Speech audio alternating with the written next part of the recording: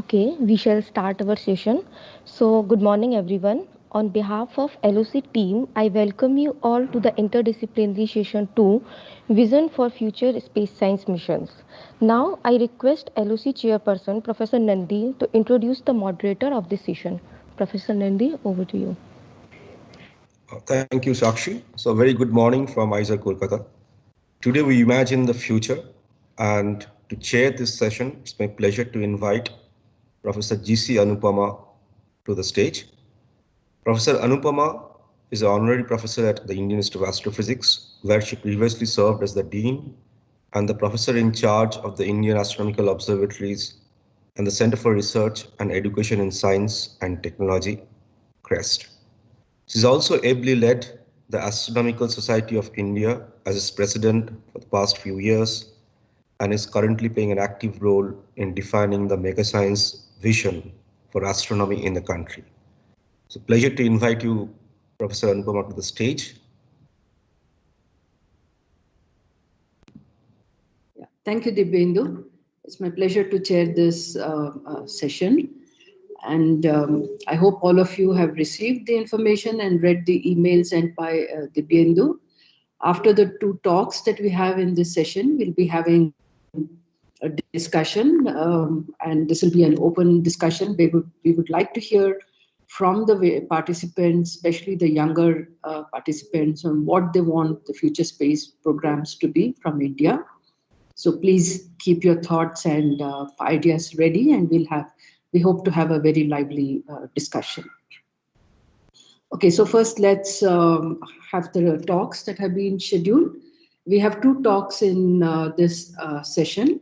The first one is by Professor Annapurni Subramanian, and the second one is by Professor Sankarasubramanian.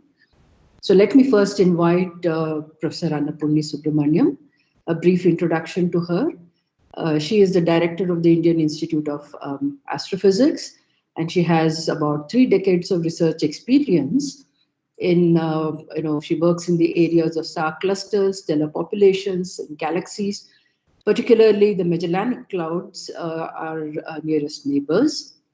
And she also has great experience in ultraviolet astronomy. She has guided a large number of students, and about 10 of them have already completed their PhD. She is currently the chief editor of the Journal of Astrophysics and Astronomy, and also a scientific editor of Research in Astronomy and Astrophysics Journal. She has been involved with the Ultraviolet Imaging Telescope on board AstroSat as a calibration scientist, and was also heading the Indian team, with that is part of the development program of the observatory software for the 30-meter telescope. And she continues to play a key role in the India TMT project. She's currently the principal investigator of a proposed next generation UV optical space telescope called INSIST. You've already heard about that from Maheshwar Gopinath in one of the parallel sessions, and I'm sure we'll hear a little more about it in today's talk. Annapurni is also the fellow of the Indian Academy of Sciences, fellow of National Academy of Sciences, India. And she's a life member of the Indian Astronomical Union and the Astronomical Society of India. She is an alumni of the Kavli Frontiers of Science, a recipient of the C.V. Raman Young Scientist Award instituted by the government of Karnataka. She's a recipient of the Served Power Fellowship and a recipient of the Nasi Bhuti Foundation Lecture Award. So let me now request Annapurni to begin her talk. I will give you, I'll give you a warning at about 35 minutes into your talk. So please, Annapurni, the stage is yours. Yeah, thank you so much, Anupama, for the kind introduction. And thanks to Anupama for giving me a chance to talk about this topic. So let me share my screen. And hope you can see my screen, and it is in full screen mode, and you can hear me as well, right? Yeah, go ahead. Okay, so I'm here to talk to you about astronomy from space, And I must tell you that I grew up as astronomy. I mean, doing astronomy from ground-based telescopes, but started using space-based telescope later on, and then now I joined together the ground-based as well as space-based data to do my science. So just give you, is the slide changing? Can you see my second slide? Yes. Yeah. Okay. Thank you. So basically, the ground-based astronomy started with the first telescope. I mean, as we know, as Galileo pointed it to the sky, and that is the beginning of the ground-based telescopes. But today, we have thousands of ground-based telescopes operate across the globe, with astronomers capturing new views of the universe and new knowledge every day in various respects.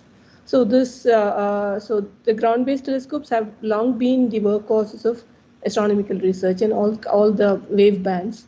So I'm just showing you a picture of the 2-meter HCT, which is located at Hanle, and this is one of our field stations of IA.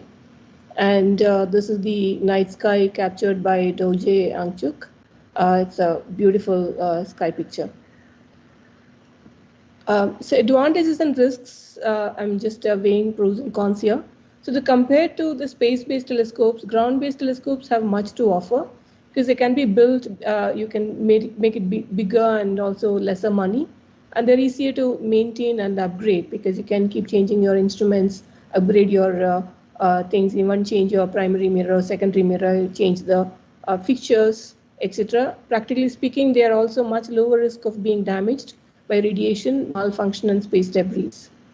While the ground-based telescopes are generally placed in isolated, elevated locations and with little light pollution, that is why you could see the night sky picture so good in Hanle.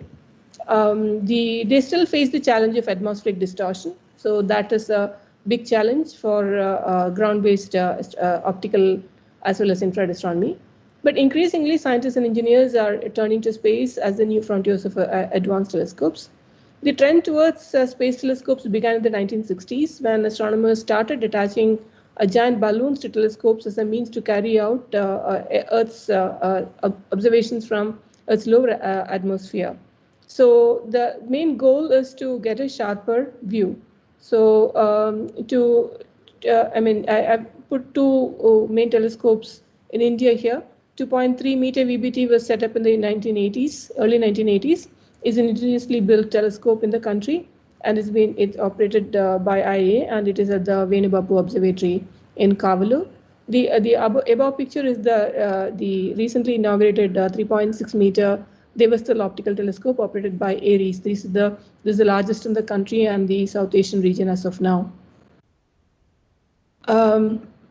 So the Indian astronomers have a long baseline, like setting up and observing, setting up and running facilities. We have a large heritage and long heritage in the optical astronomy in the country. And moving forward, why do we need space telescopes? It's basically because of two things. One is the atmospheric absorption causing us not to observe certain parts of the wavelength. So you can see that the optical band over here, you have atmospheric transparency much better.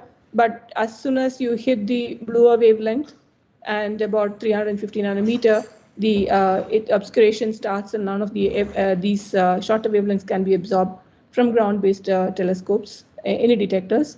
Also, in the case of infrared, you can't.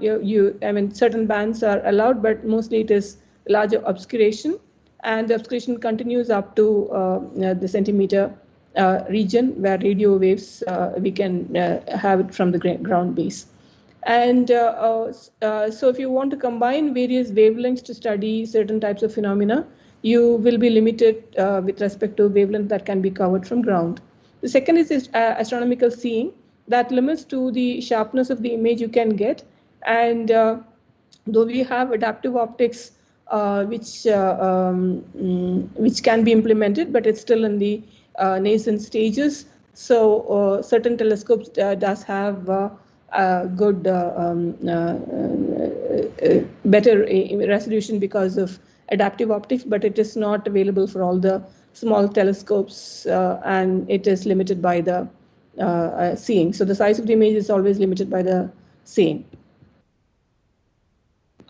So moving forward, the Great Observatories program led by the NASA led to creation of 4 big, powerful space-based astronomical telescopes. This has really changed the way we do science and the way we understand the universe. These include the Spitzer Space Telescope and the Hubble Space Telescope, launched 30 years ago. That's about 1990. Nevertheless, space-based telescopes are expensive to build and difficult to maintain. But I should say that these 2 of them actually still survive and they continue to operate. So that's a big major milestone in the history of space-based telescopes. Now, to give a glimpse of what actually mean by the multi-wavelength study is that this is the picture of the supernova remnant and observed by the Chandra, Hubble, and Spitzer. So these are the X-ray view of the supernova remnant. This is the visible light, and this is the infrared light. You can see the difference, and that probes the physical mechanism by which the emission, the photons are emitted. So we are literally probing the region and trying to find out what physics is behind. So to understand that, one needs to have multi-wavelength data. And the NASA's great observatories are the 4 ones, and they were built with different technology to examine specific wavelength energy regions of the electromagnetic spectrum. So the key takeaway point is the technology. So it is very important to develop technology, not only to build the instruments, but also to launch them and also to operate them. And that's a difficult task. And also technology is needed to have all these electronics, the detectors, the sensors, and the data transfer, etc. So these are major blocks in developing science-based telescopes. So space-based telescopes require substantial enhancement of the technology in the country, and also coverage of the wavelength requires sensors, their performance, electronics, etc. So the great observatories of the HST was launched in 1990 by the Space Shuttle Discovery, but the detectors and the focal plane instruments were changed into a servicing mission, which was carried out, and Hubble Space Telescope still functions. The Compton Camera Observatory was launched in 1991, but it was deorbited in 2000 after a gyroscope failed. The Chandra X-ray Observatory is still functional, and it was launched in 1999 about Columbia, and it was initially named as the Advanced X-ray Astronomy Facility. Now, the Spitzer Space Telescope, which observed in the infrared spectrum, was launched in 2003, and after a depletion of its liquid helium coolant in 2009, it was reduced to a lesser functionality, and then it was decommissioned in 2020. So there were many other missions as well. I am not touching on everything, but then these 4 have really changed or contributed quite a bit to our understanding of various types of objects and the universe. And they all have contributed significantly, but Hubble has had a much larger public and media impact other than when compared to any other telescope. And the Hubble Deep Field observations have been the most important among the distant galaxy studies. You can see this, and the future lies in the JWST studies. That's what the slide shows here. So JWST, it was launched last month, and we have all been very excited to see its launch, as well as to continue to hear about its good health and on its way to its final position in the orbit. And it will work simultaneously with Hubble until its mission ends. So unlike Hubble, JWST will observe in the infrared in order to penetrate the dust and cosmological distances. This means it will continue some Spitzer capabilities, while some Hubble capabilities will be lost in the visible, especially in the UV wavelengths. JWST will succeed Spitzer's performance as well as Herschel's in the infrared. So what we are having is the next generation infrared space telescope. These are the main cameras on board, or rather the instruments on board JWST. There are many of them. One is the near infrared camera and the NIRCam, the NIRSPEC, There's a mid-infrared instrument and the fine guided sensor and the near-infrared imager and slitless spectrograph.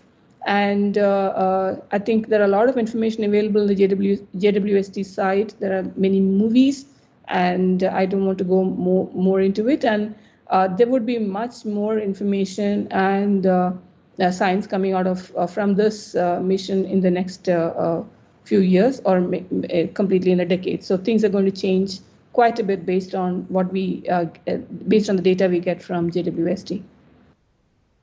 Now, the orbits for astronomical missions, you have to place them in an orbit for them to stay there and collect data. So these are the kind of orbits which are generally used. One is the low Earth orbit. That is, the satellites in this orbit take about 90 minutes to circle the Earth. And AstroSat is in this orbit. It's about 650 kilometers, the height. And it takes about 90 minutes for one orbit. So it goes 16 times around the Earth in one day. HST and the International Space Stations are also in LEO. Many older missions were also in LEO. The other orbit, which is the Sun Synchronous Orbit, is when you have it and they always see the dusk or the dawn. The satellite in this orbit has about 600 to 800 kilometers, and the proposed mission INSIST is proposed in this particular orbit rather than the LEO for better efficiency, because you can always see the night part of the sky, unlike the LEO where you have only about 1/3 of the orbit seeing the night sky. There are other options available as well. This is the Lagrange points, where you can, in the diagram shown, you can see the 4 L1, L2, L3, and L4, and L5. The Lagrange points are positions in space where the gravitational forces of the two body system, like the Sun and the Earth, produce enhanced regions of attraction and repulsion. So they are quite stable, and they can be used by spacecraft to reduce the fuel consumption needed to remain in position. So they go in orbit around this particular point. You can see the picture here around the L2. The L1 and L2 are located approximately 1.5 million kilometers from Earth to us and away from the Sun. And so if it is an L1, you can actually constantly, this point, once it moves around the orbit, the L1 will also be in front, making sure that the spacecraft sees the Sun all the time. So the missions to study the Sun, like SOHO, Aditya L1, SOHO is already there. Aditya L1 will be placed at L1. The case of L2, you'll have an unrestricted view of the night sky, because as the Earth moves around this particular point, you can always have the Earth's shadow, and you will have the entire night sky for seeing. And Gaia, JWST are already there. JWST is on its way. Euclid and WFIRST are also proposed for L2, and the proposed mission from India, ExoWorld, is supposed to be in L2.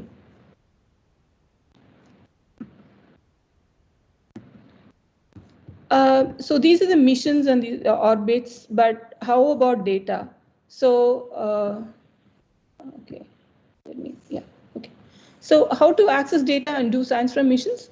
It's important that the science data are archived and disseminated, basically the science-ready data, particularly because each science payload and the mission will have its own calibration, its own corrections to be made, and the pipelines which run to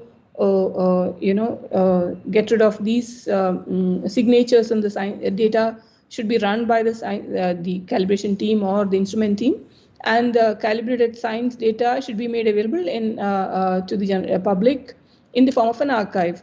So there are two well-known archives. One is the MAST, Mikulski Archive for Space Telescopes. So you get data for many of the missions from here, as well as the NASA's HESAC. So there are other missions, the high energy missions are here as well. So the data pipelines, calibrated and science-ready data are made available through this, and that helps us to get various data which has been observed by various missions for the similar object. So tools and techniques for various analysis are also available through this. And search tools help us to locate and download data for the same object from multi-missions. And this has played a really important role for the astronomical community to extract maximum science and the output from the observations. And workshops to familiarize researchers and students with the above tools are also important, and course capacity building workshops are good examples, because you know that there are too much of information is out there, too many tools are out there, so you need someone to handhold you to tell you what exactly it happens and how exactly it can be done so that you can get going. So those workshops also help. And the science support cell, you can see that here, AstroSat, it takes you to the science support cell in Ayuka, and the workshops carried out for AstroSat also helps people to start going with the AstroSat data reduction and analysis. So astronomy from space can be, you can actually classify into various things. Science cases needing high sensitivity, you need HST-like telescopes for deep fields and looking at very faint sources in the sky. You also need astrometric estimations to understand positions, space velocity, and this has been provided by Hipparcos, Gaia, etc. High energy observations, Chandra and Fermi, multivalent studies of transient events, XMM, Newton, Swift, etc. Studies in infrared, we already mentioned Spitzer, Herschel, now JWST. Ultraviolet, IUE, Fuse, Galaxy, etc. Now, when I talk about the particular wavelength, that wavelength is chosen to study a certain type of science cases or certain types of objects or certain types of physics in which the emission is involved, right? What kind of physics is there for such kind of phenomena to happen? And though these are tools or these are the probes, each mission has its own science objectives and aims. And the multi-wavelength observations and the transient, which requiring multi-wavelength coverage, was one of the main thrust areas of AstroSat. In many cases, the science output can be maximized by combining data from the ground and space. So standalone one mission may be able to give you that niche data, but you would definitely need to combine that with the rest of the data available from either from the ground or various other missions to supplement it to maximize the science output. So one of the cases is the multivalent data transients. This is a recent paper from Tripathi and Gulab Devangan about the NGC 1566 active galaxy. Now they have used the UV, X-ray and model the entire thing and over a time scale. So it's basically multi-wavelength and over a time period, what kind of a variation has happened to its spectrum. And this is one excellent demonstration. There are many such things. In this talk, though, I will be more focusing on the science results using space data and in combination with the ground data. And I'll also touch upon the future proposals. But there are many things which can be done, like the AGN, flaring stars, accreting binaries, the neutron star black hole binaries, the exoplanets, and astroseismology data, which actually helps us to understand the interiors of stars. So there are so many science cases, so many themes which can be done using the space-based data. So I will not be touching upon many of them, but I will be touching upon things which I am familiar with or relatively more familiar with. So one, I'm looking at the requirement of multi-wavelength data to understand things which are not transient in nature, but which requires many kind of physical processes are happening out there. So the demonstration of this is the galaxy, Whirlpool galaxy shown here in various wavelengths, and this is radio, infrared, optical, UV, and X-ray. Now you can see that these wavelengths, the images in these wavelengths are probing material at different temperatures. And now you're looking at the radio, which is probing the cold, to the X-ray, which is probing the very hot gas. So what it means is that the cold gas, in the image and the radio will be looking at a cooler component of the galaxy, whereas the X-ray image will be looking at the hotter component of the galaxy. Now, what produces the cold and what produces the hot gas may be completely different phenomena, but may be connected. So if your science case is looking at the recent star formation, or you're looking at the demographics of gas, the demographics of ionized material, demographics of molecular material, etc., one chooses the right probe and right combination of wavelengths to get the science output. So Studying nearby galaxies and star formation, the older area were looking at the optical colors, and the IUE also helped to a certain extent, and making images, multicolor images, and understanding the color variation, magnitude variation across, flux variation across, etc. But now we use wide field surveys using ultraviolet, optical, near infrared, 21 centimeter, etc. And also you also have targeted surveys from HST programs, the Spitzer Sinks, VLA things, and the optical, the IFU, Califa and Muse. So so these are the kind of things one tries to do now, because you have access to multivalent data, a combination of space and ground, and you also have access to simulations, which gives you kind of how to model whatever you have obtained and get the physics, and possible scenarios, physical scenarios can be assessed by combining the data and the simulations. Tracing star formation is one of the things which I have pursued, and so you have molecular gas pointing to the potential location of star formation, H-alpha emission, starting of star formation, FUV emission, the signature that you have, very massive OB stars forming there, and far infrared emission, traces of dust, obscured dust, which is actually stopping the radiation from the young stars to reach you. So these all give you time scales. So by looking at the images and the intensity and intercomparing them, can tell you the size of star formation, their features, their properties, as well as time scales. So one of the things which we have done using UVIT data was the galaxy IC2574, where the far UV emission is actually kind of very structured in this galaxy, and it happens to be the structure is kind of modified by the presence of large H1 shells, and now that is got an overall envelope of H1 like this. So you can actually probe it with respect to the H1 column density present there and the FEV emission, and you can see that the large fraction of the identified regions have H1 density more than certain factor greater than 10 to the 21 centimeter per square. That means that the kind of threshold density requiring for star formation, so that can be probed.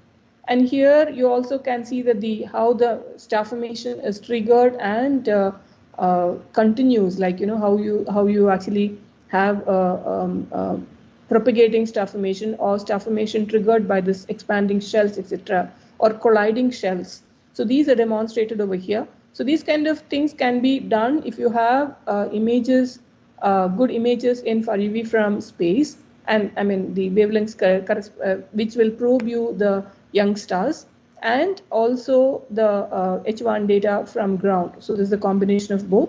This is far away, so you can't actually get the molecular data, but if you have the molecular data as well, then it will be very nice to combine that. The other science case which is also demonstrated from UVIT was the recently merged galaxy NGC 7252 atoms for peace. This observation resulted in a number of publications. So I just wanted to give you a few things, like this galaxy is merged. You can actually see the tidal tails. So these tidal tails are very nicely having small pockets of star formation in the tidal tails, and it's very interesting to actually identify them and get their properties, because the mass of these clumps, because the star formation is happening there in situ. So how is this the material which is actually stripped off from this the parent galaxy, how it is able to kind of cool down and form stars, and what will be the future of these? Are they dynamically stable? What is the chemistry of these kind of star forming clouds? So will they end up as small galaxies, or will they end up as star clusters, which sometimes you see is star clusters out of a galaxy? So how do they evolve? So these kind of questions are very important, and UVIT actually paid one big step towards understanding these. Another thing is that we saw a kind of deficiency in the UV emission in the central regions, and when you put the color, you can actually see that the color is red in the inner region, which would mean that the bluer colors tending to presence of young stars, redder color tending towards the older stars, which means that there is a paucity of young stars in the center. And this was possible only because of, even though it is kind of moderate resolution, but it is possible to conclusively say that there are no young stars out there. Though HST image is available for this galaxy in the center is too bright, so you don't know whether the light is coming from the young stars or the old stars. So UV actually suppresses the old stars and brings out the young stars at this distance. So this helped us to understand that the AGN probably is suppressing the central star formation in this galaxy. The other thing which I wanted to talk to you about is the membership things and the Gaia contribution of Gaia. The Gaia has revolutionized our understanding of the nearby universe with astrometric and photometric data. And now anything you publish or anything you write, you have to figure out whether there is parallax. If it is in the nearby universe, there's a parallax information or the prop motion information, what kinematics information you can actually get for your object from Gaia data. So Gaia gives you parallax, position, aridec, parallax, prop motion, etc. If it is bright, it gives you radial velocity as well. So one of the things which has made a big impact is in the star clusters, apart from many other things, of course. You can see that in this diagram, the cluster is supposedly there, but it is kind of overwhelmingly dominating. The field stars are also present. If you put on the colorimetry diagram, you have a lot more stars which are basically a mixture of both cluster and field is there. So you can separate them using a vector point diagram, and then you actually get the once you identify the stars and plot them, you can actually clearly see that they're delineating. And parallax can also play a somewhat significant role in segregating the cluster members. Now, how do you do the membership? Membership can be done by Gaussian mixture model, where the PMRA and PMDEC, which is a prop motion in RA and DEC, have a Gaussian distribution, and they show a density distribution. So you actually use a Gaussian density distribution to identify them, and then it is available through Gaia tools. So you can use that to do it. But there are difficulties when the cluster is embedded in such a huge amount of population here, field population. So one would, we have tried out machine learning based methods to get the cluster sequence from this forest of everything out there. So this technique also has been applied to some of the UVAT clusters to see our problems is like the stars, kind of stars which are called, which are outliers in the cluster. Are they actually members? So you can clearly see or easy to delineate the main sequence stars, which are kind of part of the major population, but then the outliers are very difficult to identify. So our aim was to identify the outliers and give them probability so that we can see them. Many of them are bright in the UV. So if one has to assign the membership to the cluster, one has to do that properly.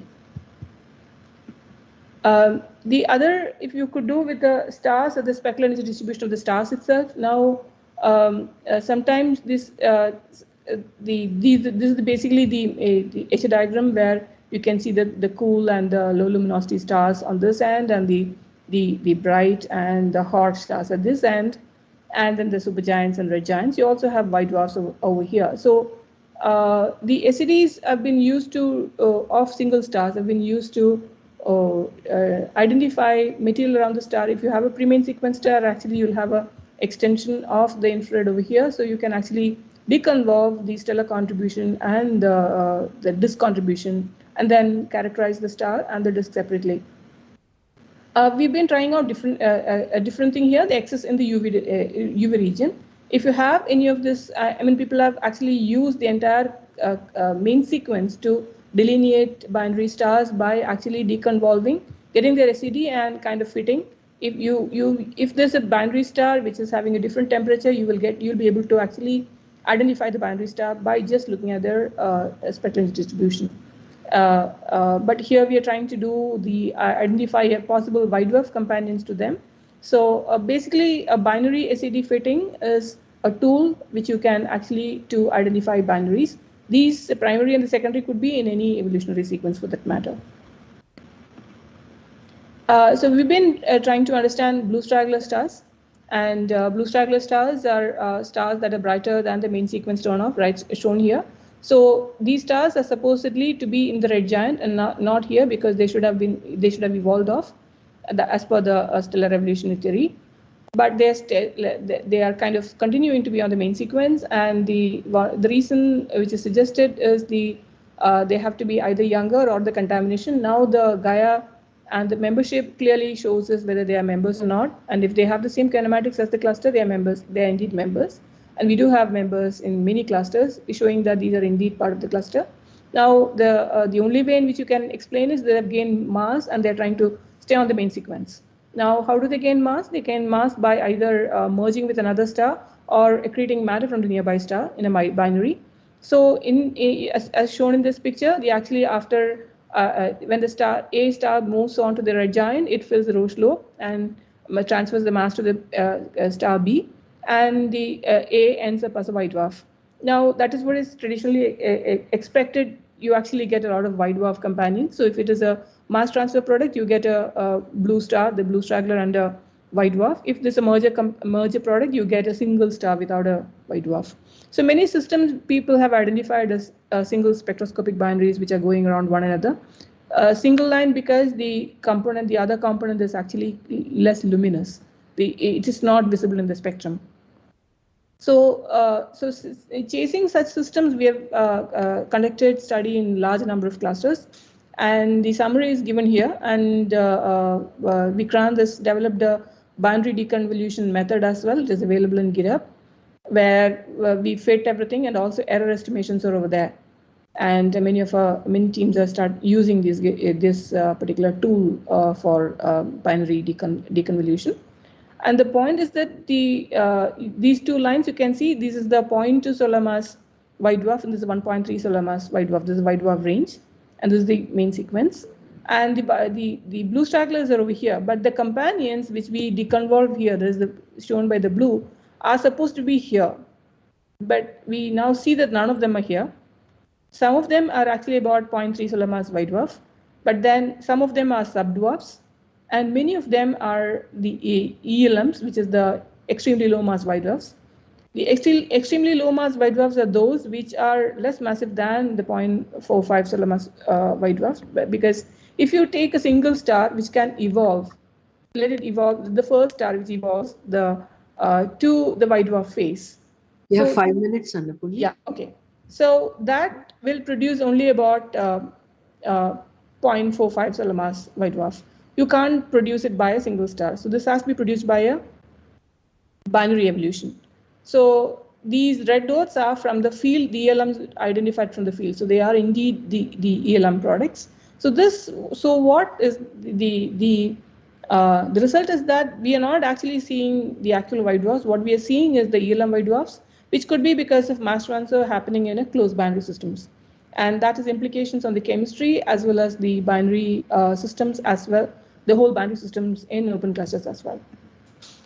We also have carried out the globule survey from the UVIT, and many publications are already there. We are looking at the horizontal branch stars because that is what is bright in the UV. And these are the images. You can see this is the HST image, and the corresponding inner UVIT image is like this. So only the UV bright stars are detected in the far UV images. These are the images, and the globule survey paper submitted. You can see this in comparison with the GALAX. So this is the GALAX one, which didn't have membership study, but you can see that this is a major advancement in terms of the combined globular cluster CMD in the far UV when compared to GALAX. So moving on, lessons learned from this. There's a lot of interesting things which you can do combining UV with the other data, and also we need spatial resolution and also some spectroscopic data as well. We have the capability, we know how to make it, we know how to launch it, we know how to operate it, and we are building the scientific community as well. So as a next stage to what is next after UVAT, after the lessons gained and the knowledge gained in that area. So we proposed a next mission, that's the Indian Space Spectroscopic and Imaging Space Telescope, a couple of years back as part of the ISRO's call for proposals. And it was reviewed and seed funding was given. And these are the partners as of now in the project. And now we have, in the last 2 years of seed funded period, we have done major progress in this. We have identified the optical layout. This is the optical layout for it. And INSIST major science document is prepared. And you can see that, I think if you have listened to Maheshwar's talk, most of the science cases were discussed there.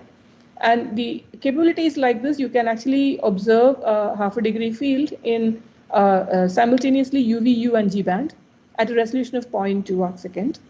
And that's extremely very nice. And UV, which has been missing in the upcoming missions, will be filled up here.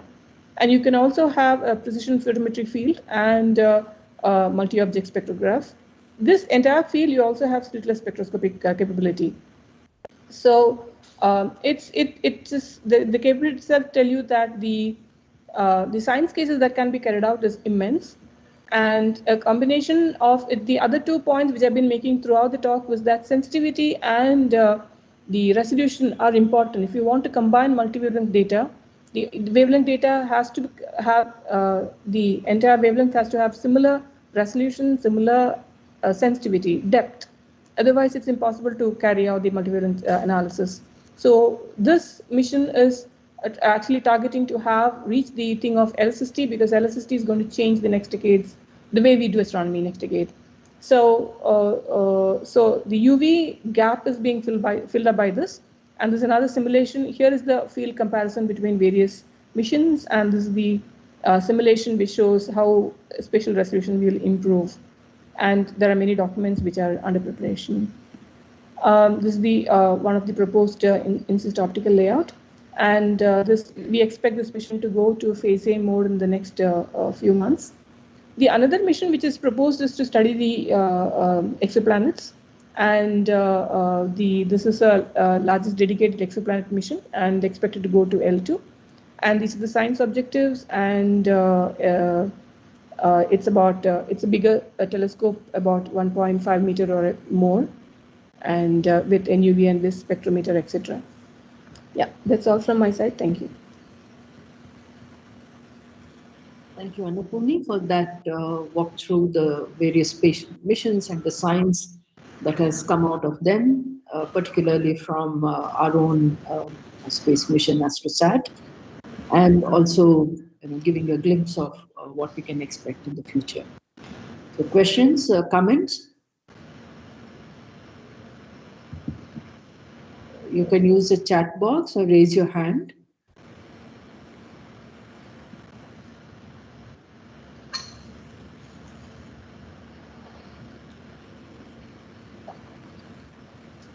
Are there any questions or comments in the YouTube? I would like the LOC to please type it in the chat box. Yeah, Saumin. Saumin wants to know if INSIST has the option for studying exoplanet transits. The G-band precision photometric field here, the small one shown in green, one can use. So one would be able to have a continuous monitoring and... Yeah, for some time. So specific, once you know the orbits and the eclipse period, one should be able to do that. Yes, that is the aim of that. Yeah. We are actually also seeing whether this particular precision photometric field can be put in U-band as well. Mm-hmm.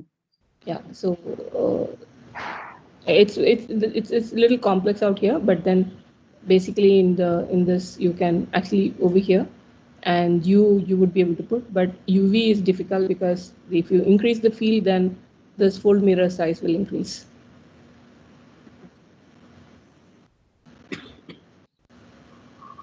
We still have time for a couple of questions. Any more questions? Yeah.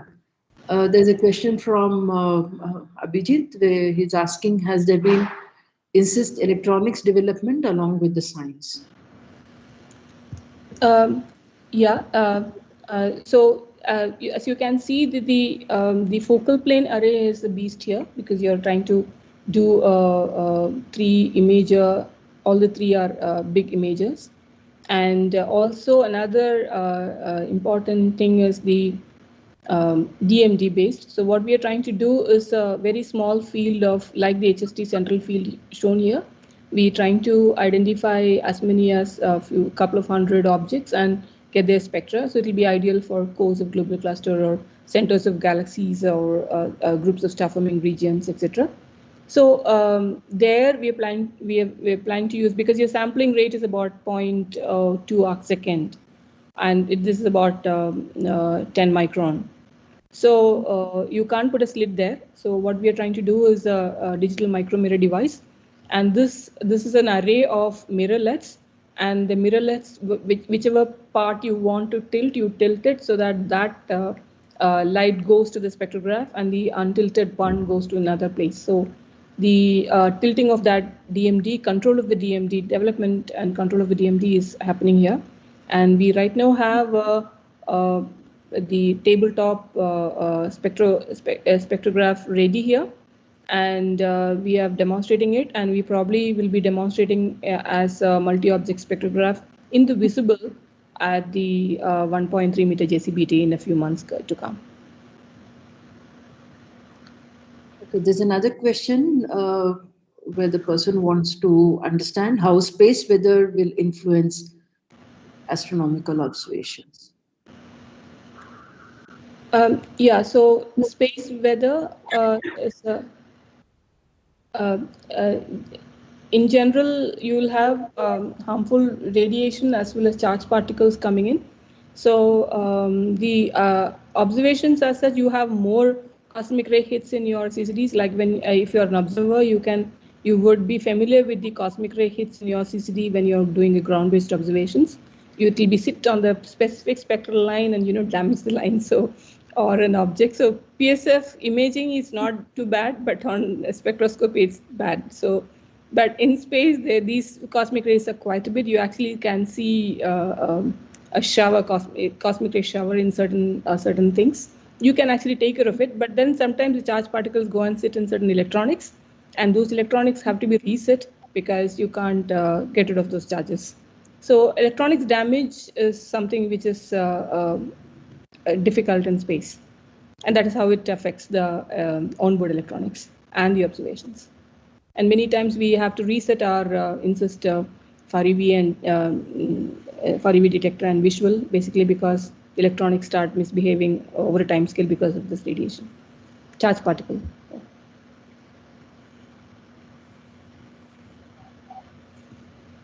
Okay, I don't see any further questions in the chat box. I have a question.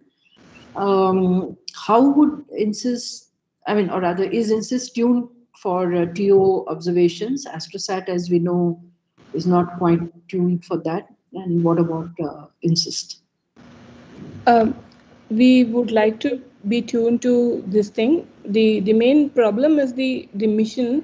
You have to actually have the commanding capability and change it to do that, and the entire thing has to, it has to respond to the request.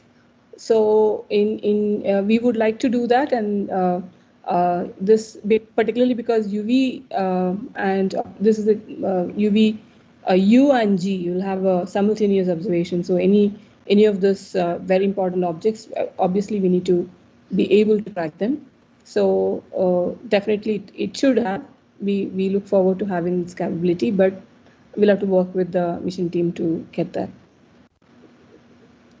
Thank you. Okay, there are no further questions, and let's thank Annapurni once again for an excellent talk. Thank you, Annapurni. Thank you. We move on to the next talk in this session. This is by Dr. Sankarasubramanian. Sankarasubramanian is at the URSC ISRO, that is you are of the Science Center.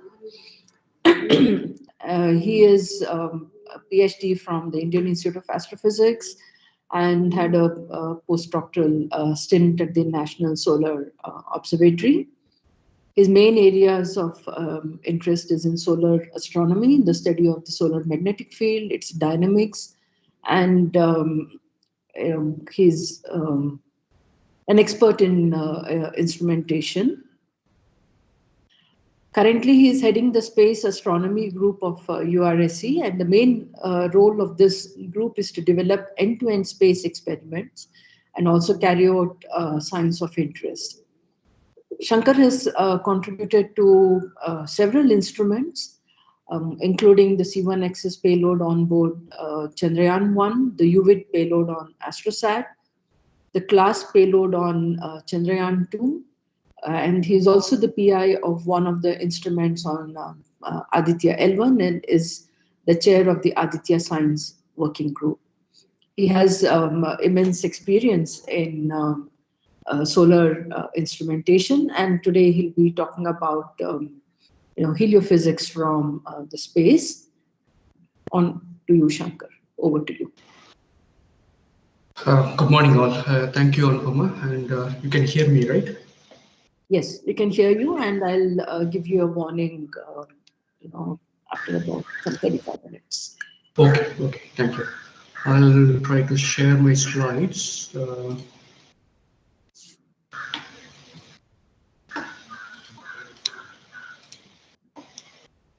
You could see my slides.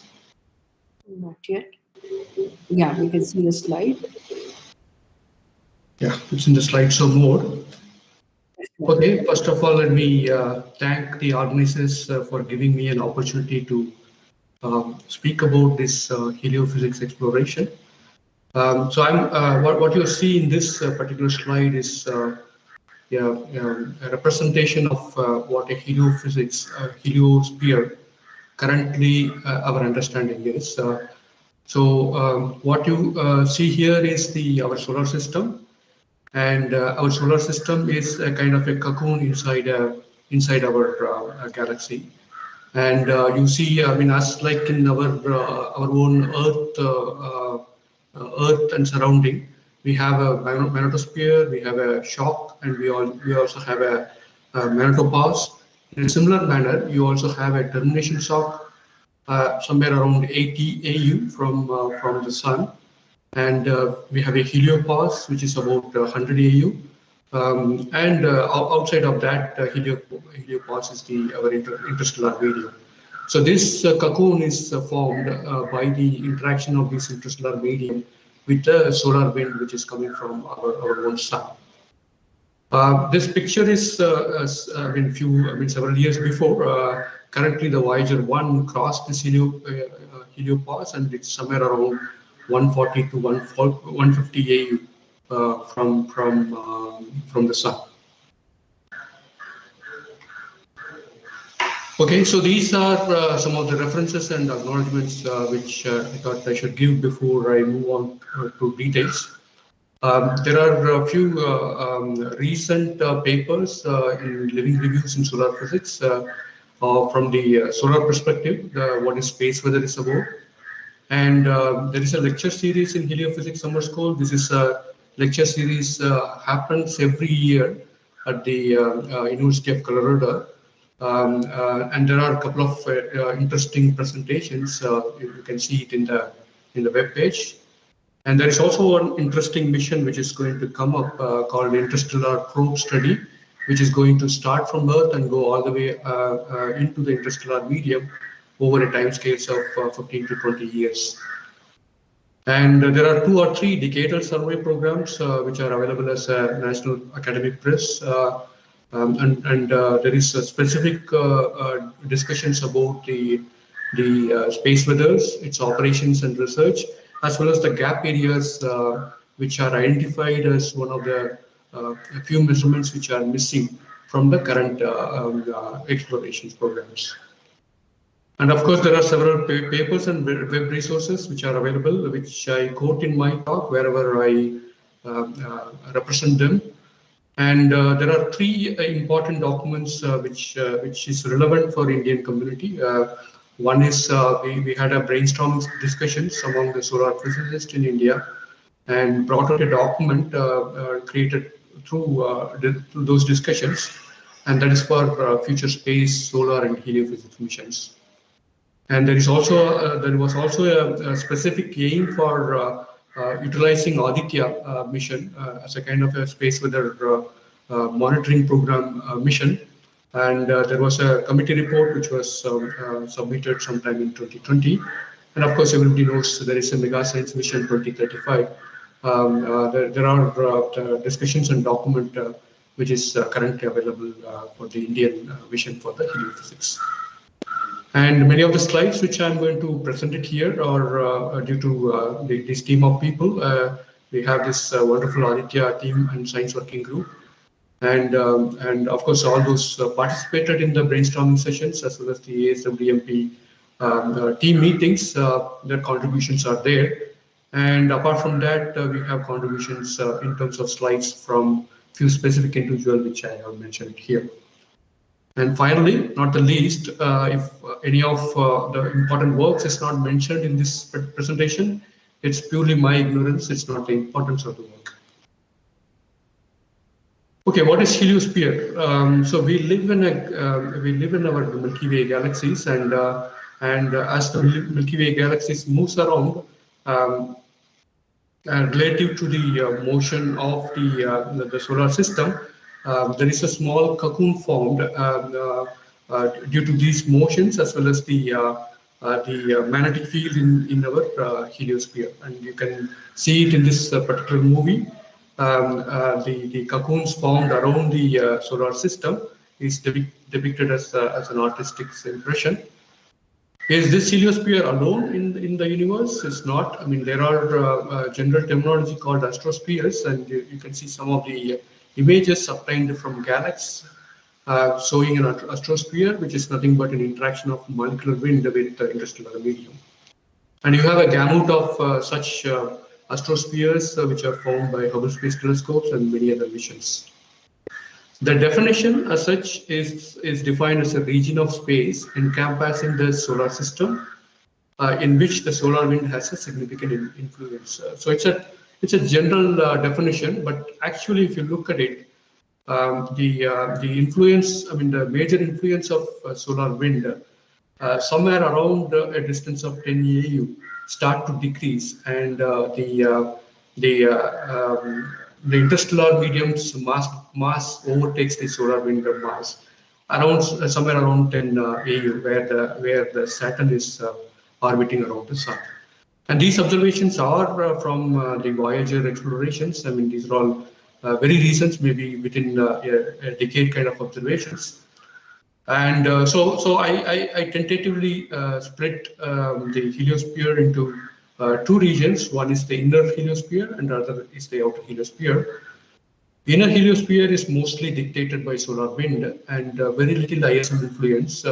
This is typically up to 10 AU, and as I told you, it's purely defined by the total mass by the neutral interstellar hydrogen compared to the solar wind mass.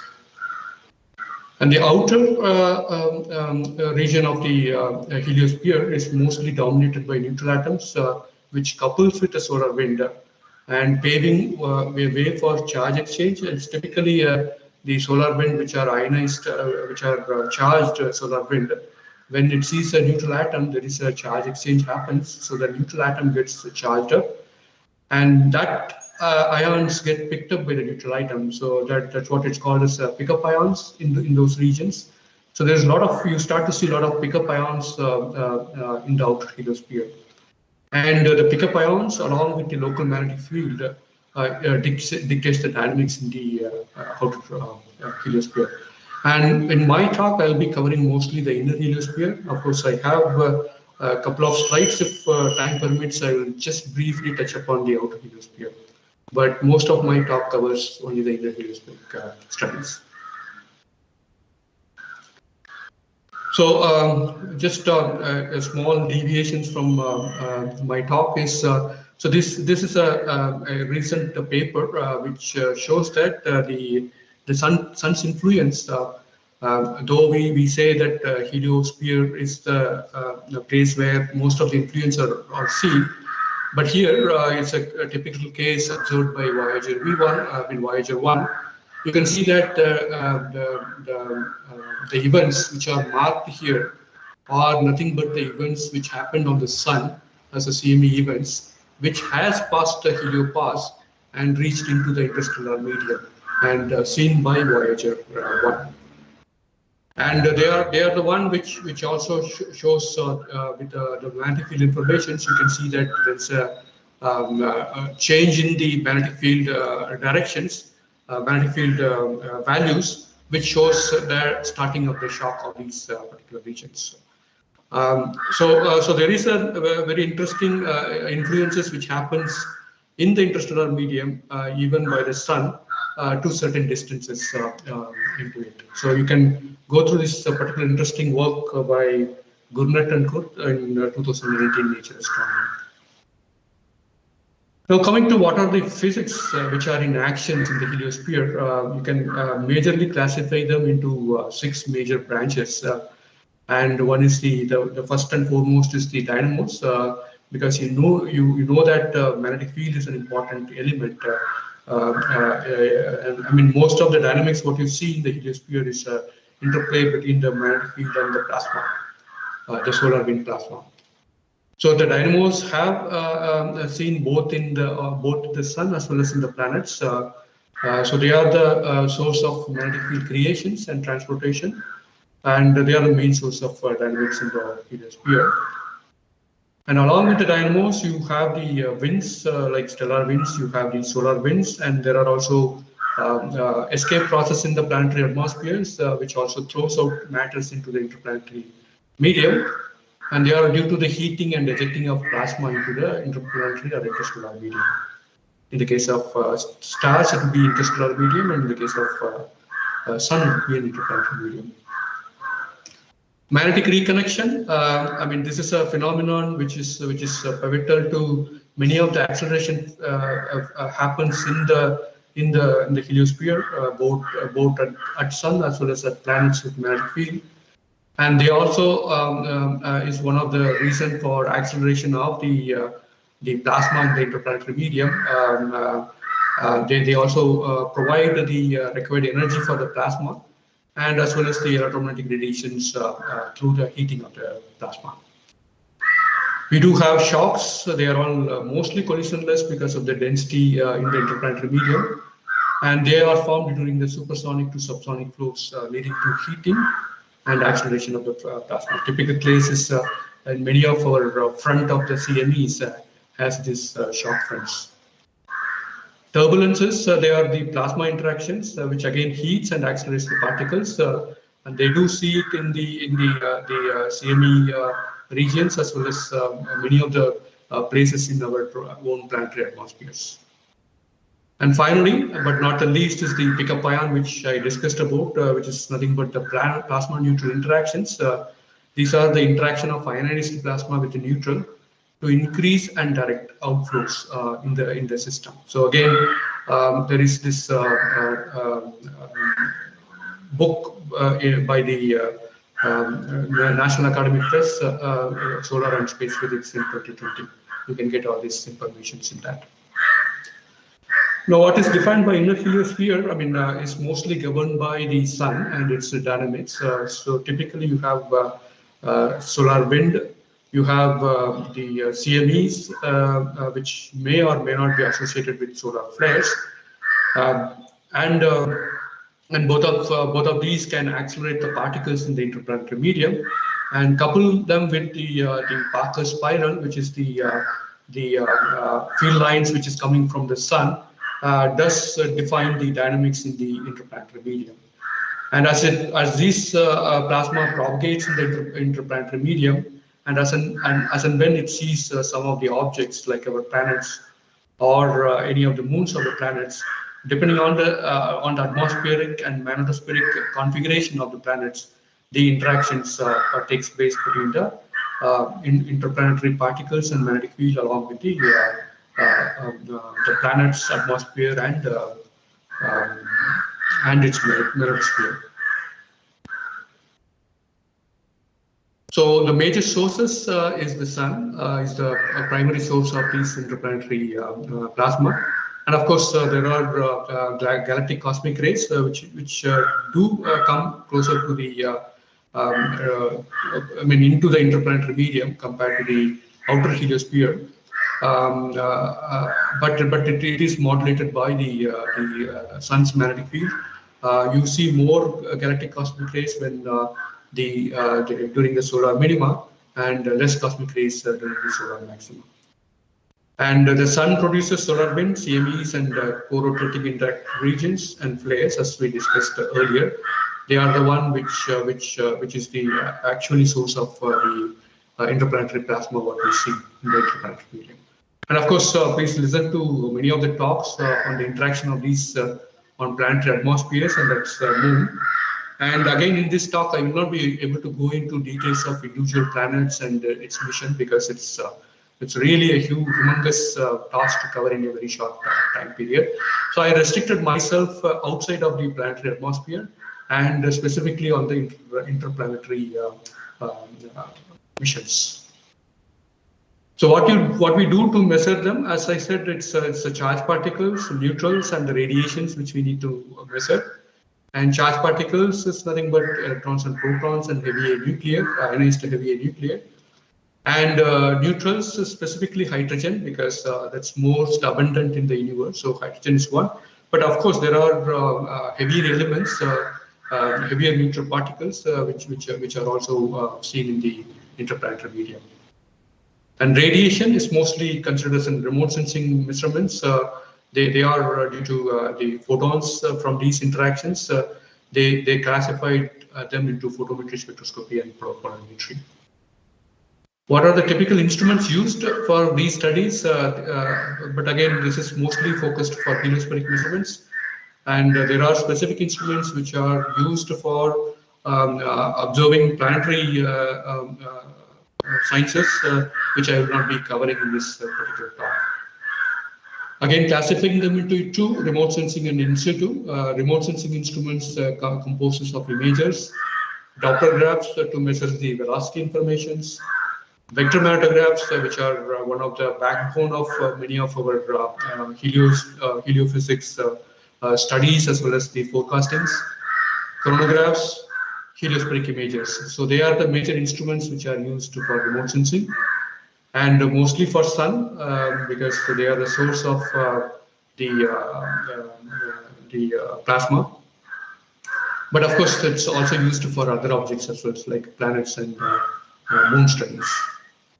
In situ measurements, they are made of electrostatic analyzers, charged particles and ion spectrometers, magnetometers, in situ magnetometers, neutral monitors, including energetic neutral atom monitors, representing the local measurements, and their specs do vary depending on the location. So suppose if I put an in situ instrument inside the Earth's magnetosphere, the amount of range of energies which will reach inside the Earth's magnetosphere will be different compared to if I put it outside of the Earth's magnetosphere. It's an example.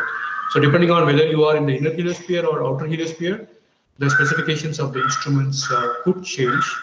And it's a typical case when Voyager was developed, the instruments configured for that Voyager was not specifically tuned for outer heliosphere or interstellar medium. So we do see certain limitations in Voyager's data, though it has provided a lot of information over the last several decades. There is going to be a future mission, a specific development in the due course of time. Here are a few examples which has been obtained recently. The right one, where you see different images coming from different filter bands. It's from the Solar Orbiter mission. And usually heliospheric observations, you would need a full sun information, because you never know where and when the CMEs or solar flares will happen in the solar disk. So a full sun information is an important thing, and that's why Aditya do carry full sun imaging instruments in the NUV band of magnesium filter. What you see is on the left hand side, which is basically a stitch imaged from iris data. So far in this NUV filter, we don't yet have a full disk imager from any of the missions so far. So Aditya will fill in this gap particularly. Then one of the backbone of heliospheric measurements is the magnetogram, because the magnetic fields on the disk of the sun is an important information to know what kind of dynamics going on in the photosphere, and how it is going to affect the plasma accelerations, and how it is going to propagate in the interplanetary medium. Photospheric measurements is an important element for any heliospheric mission. So we do have currently HMI, which is doing a vector field measurements, and people do start to use these vector field measurements for many of the heliophysics program. And of course, we also need to have chronographic instruments in space to look at the chronodynamics which is going on along with what you see on the photosphere. And here is an example from solar orbiter looking from a closer from the sun, looking at the coronal images in the white light as well as in the UV band, especially the Lyman alpha band. And the bottom plot, bottom figure shows the image from SOHO, which covers a larger field of view compared to what solar orbiter can do. And on the right hand side, what you see here is a kind of a timeline,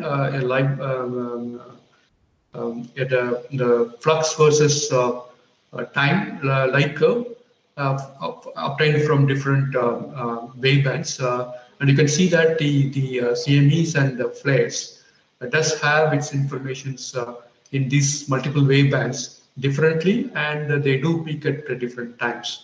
And many a time we see that as the CME starts to accelerate, we start to see intensity increases in many of these wavebands. So these studies not only is focused on one particular wavelength, we need to have multi-wavelength observations to understand the acceleration mechanisms in the photosphere, chromosphere, and coronal regions. And as the plasma gets accelerated and starts to reach into the interplanetary medium, we do get different energetic particles at different time. What you see here in the bottom plot is when does the GeV particle reach and when does the MeV particle reach. You can clearly see that the high energy particles, which can travel at the speed of light, can reach the Earth almost as close to the speed of light. That means roughly maybe around 8 minutes to a few tens of minutes it can reach, and MeV particles can reach in terms of half an hour to 1 hour. Of course, there are solar wind particles which can reach after a day or two, also because of its purely slower velocities in the interplanetary medium. And one of the another major instruments is the heliospheric images, which actually images the medium between the sun and the planets. What you see here on this image is obtained from the stereo spacecrafts, and the center of this image is the sun, and you also see a streak in the outer side of the image, which is nothing but the orbit of the Earth. And we can clearly see the propagations of the CMEs from the center of the sun to all the way up to the Earth. So this is an instrument which is flown in many of the heliospheric missions, and an important instrument for the heliospheric studies. And there is also a studies using interplanetary scintillation. You can see this from our own telescope, so multivariate telescope, which shows how the disturbances propagating from the sun all the way to the Earth. Unfortunately, this instrument is currently is not operating in this particular mode of observations, but there is an effort from both from ISRO and TIFR to bring in their programs to operate these instruments when Aditya is observing. so that it would provide a very good context data between the chronograph image from the Aditya mission and the interplanetary mission. And of course, you can see that there's a lot of information one can get from radio observations, which Divya has presented in this PS3 invited talk. I request you to go and listen to that particular talk. Solar wind, of course, somehow this particular picture, there was a picture which is not showing up in here.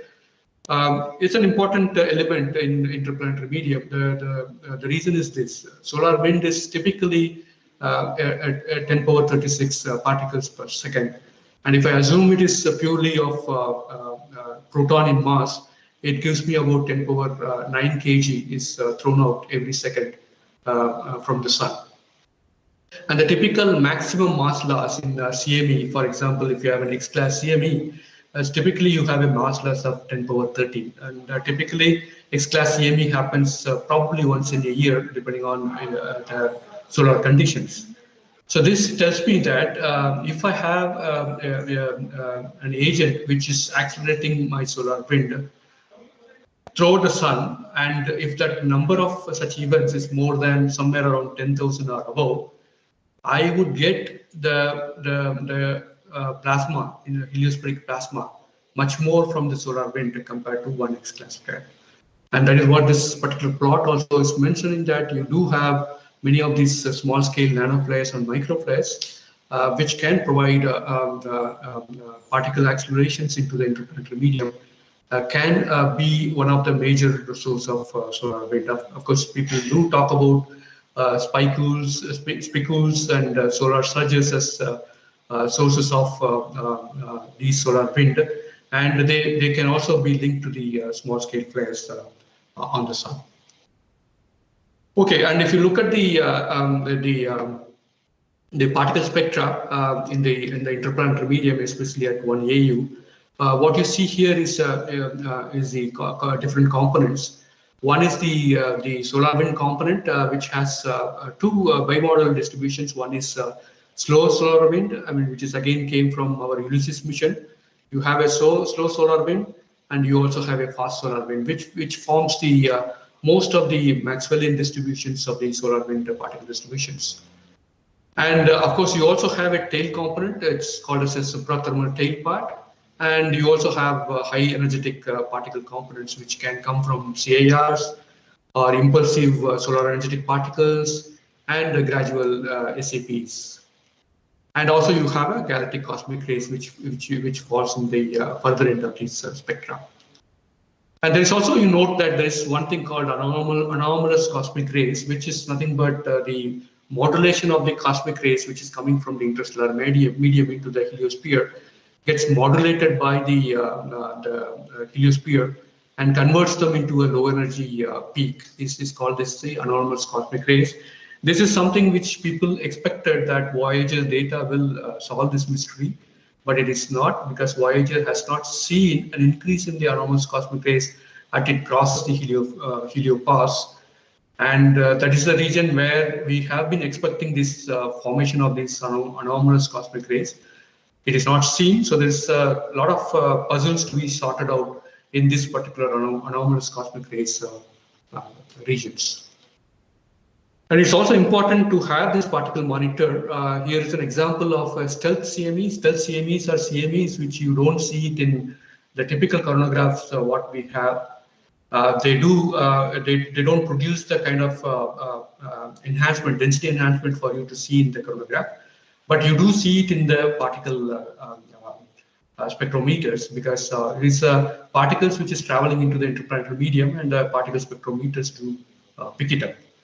So just only coronagraph is not sufficient. You need to have the particle measuring instruments in the heliospheric payloads for you to make out these kind of cases where you don't have a CMEs, and also provides you some of the information of the energetic of the particles which is coming in, and also provides you an important information of the BZ component of the magnetic field, which decides whether this particular CME is going to couple with the planetary magnetosphere or not. Okay, I'll quickly go through these new results, and because it's already presented in many of these PS3 sessions, I don't want to spend too much of time on this. And I mean, we start to see with high sensitive X-ray spectrometer on board with Chandrayaan-2, we start to see these small scale microflares. I mean, microflares are seen by Rishi in 2006 solar minimum. So there's a lot of information on the microflares available. But what is unique in this XSM is it is in the low energy part of the microflares, which was not accessible by RESI, which is an important information on the temperature measurements of these microflares, which plays an important role in the acceleration energy content of these microflares. Is where XSM played a major role in bringing out new science from this particular mission.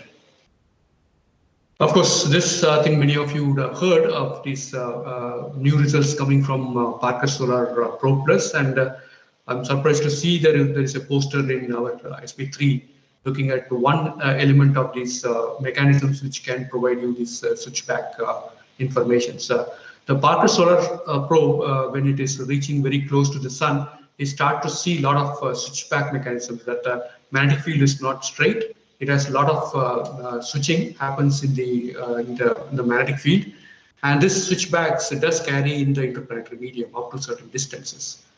Currently, there are 5 different mechanisms which can match the data from Parker Solar Probe, and there is a lot more data which is being produced by this Parker Solar Probe Plus to identify which is the major dominating mechanisms compared to the others.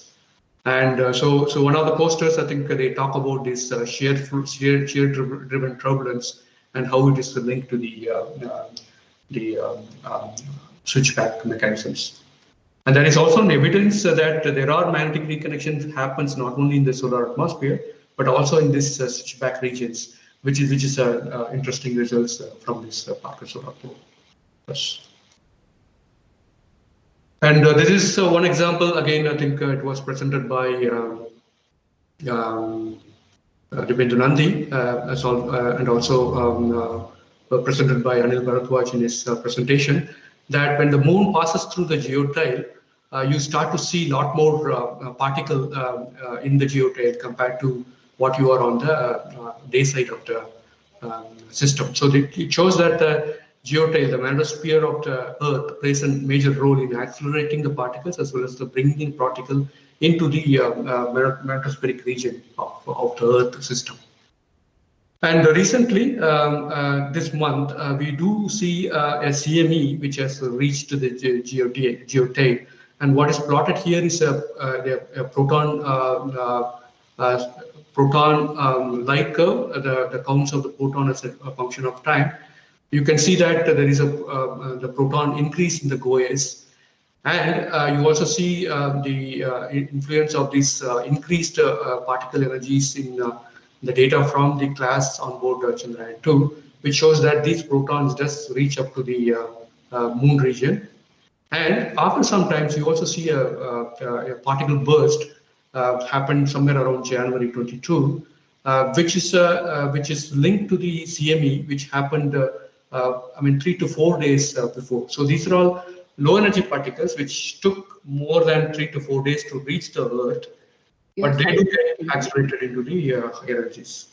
Shankar, you have 5 minutes. Yeah, I'm just closing down on that. And then it's also important that we need to have modeling and simulations which are necessary if you want to really understand the connections between the heliospheric plasma and the region where we sit and study, because we cannot have multiple missions placing at different points to do these measurements. So we need to have a model which gives us an information for the physics behind it, and the new data will also provide the new physics which has to go into here. And recently, I think there are a couple of Indian groups which started to do these data-driven models, and they can be taken forward for future development for forecastings. Okay, I'll skip this because I think this is already presented by Dibyendu in his talk. And I'll just touch upon our future plans and missions which we will do certain heliophysics from India. Aditya L1 would play a major role in heliophysics studies because it carries chronograph, it carries the imaging instruments in NUV bands to look at the photospheric informations as well as the chromospheric informations. It does carry X-ray spectroscopy for flash studies, and it also carries in situ particle instrument, including the direction identification, which were missing from the earlier mission, and it also carries in situ magnetic field measurements. So we do have the required observations to do heliophysics studies from Aditya L1. And of course, as the previous speaker discussed about, support from ground-based is an important element in any of the space measurements. So we are also looking at combining with other observatories, both space as well as the ground, to improve the science from this particular mission. And of course, this also will support future missions like the TISA and Venus Orbiter mission, which I'll just touch upon it because TISA is a proposed astronomy mission to look at the Earth's ionospheric disturbances due to the space weather, and it carries a suite of plasma, particle, as well as imaging instruments to study any of these influences of the space weather onto the ionosphere and its coupling into the lower atmosphere. And of course, it's also, if you listen to Pallam Raj's talk in PS2, you will get more information about this. And we do have a Venus Orbiter mission, which is also in the proposed proposal stage. And we do have two of the instruments which can do space weather studies. One is the Venus Radiation Environment Monitor, VRAD, which measures continuously the high energy particles entering into the Venus environment. And also we have a solar soft X-ray spectrometer, which can look at the background X-ray intensity coming from the sun. Why it is important to carry such instruments at the different planetary systems is depicted in this picture. And since you need to sample these plasma at different locations in the interplanetary medium, if you have a similar suite of instruments at different places, one can actually talk about the kinematics as well as the coverage of the CME, which is being thrown into the interplanetary medium. I'll skip this future instrumentation mission, which is mostly from the international scenario. I think these informations are available mostly, and I'll just finalize with this particular slide, which shows what is thinking from the solar and heliophysics community from the country. When we had this discussions for the heliophysics vision document and the MSV 2035, we brought out three major science missions which can provide a kind of the next kind of important measurements from space. There is a space weather science mission from L4 or L5. And there is an out of ecliptic mission for polar studies, because polar informations are very little available currently, because many of the missions are in the ecliptic plane. We don't able to access the poles of the sun, and poles of the suns are the region for the next solar cycle. And also there were interest on the high resolution magnetic field measurements of solar atmosphere, because they are the source of many of these informations.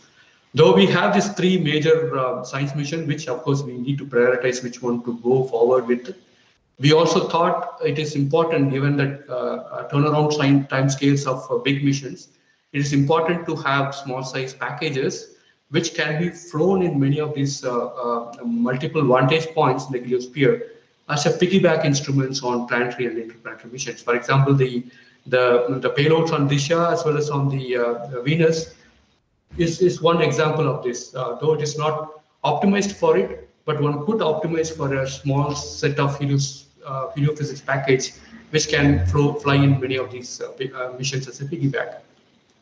We also found that it's important to have our own GOES type instruments. This plot gives you that. There's an instrument called GRASP, which is currently operating from Indian region, geoterrestrial region. When you compare the GOES data with the GRASP, you can see that there is a 12-hour difference between the flux of electrons what you see in the local environment. Though we can match them by just shifting the 12 hours, but you won't be able to pick up the dynamics which happens at that particular time and at that particular position. So if one wants to do a space weather forecasting above the Indian region, it is important to have a GOES type instruments in the system. And I also just marked out one particular area which is coming up as an important development is the Faraday rotation observations in radio from an L5, L4 point, because the magnetic field in the interplanetary medium plays an important role. And remote sensing of the magnetic field rather than the in situ may become one of the important element in the future mission. So I think I'll stop there. And I had few slides which I will not touch upon now. We will discuss it during the panel discussion if something questions related to that comes up. Thank you. Thanks a lot. Thank you, Shankar. Let me begin with a few questions which were posted on the YouTube. A couple of them are related to the CMEs. The first one is, are CMEs capable of accelerating anything that comes in their trajectory, such as asteroids and probes? And the second question is, what are the effects of CMEs and solar wind on the spacecraft and satellites? Okay, so on the spacecraft and satellites, yes, CME do affect some of these high sensitive electronics. However, when we develop a spacecraft, electronics as well as component, we do protect them. We do select the components which can withstand the high dosage of radiations which can damage some of the systems. And of course, there are few elements which we cannot protect with simple shielding.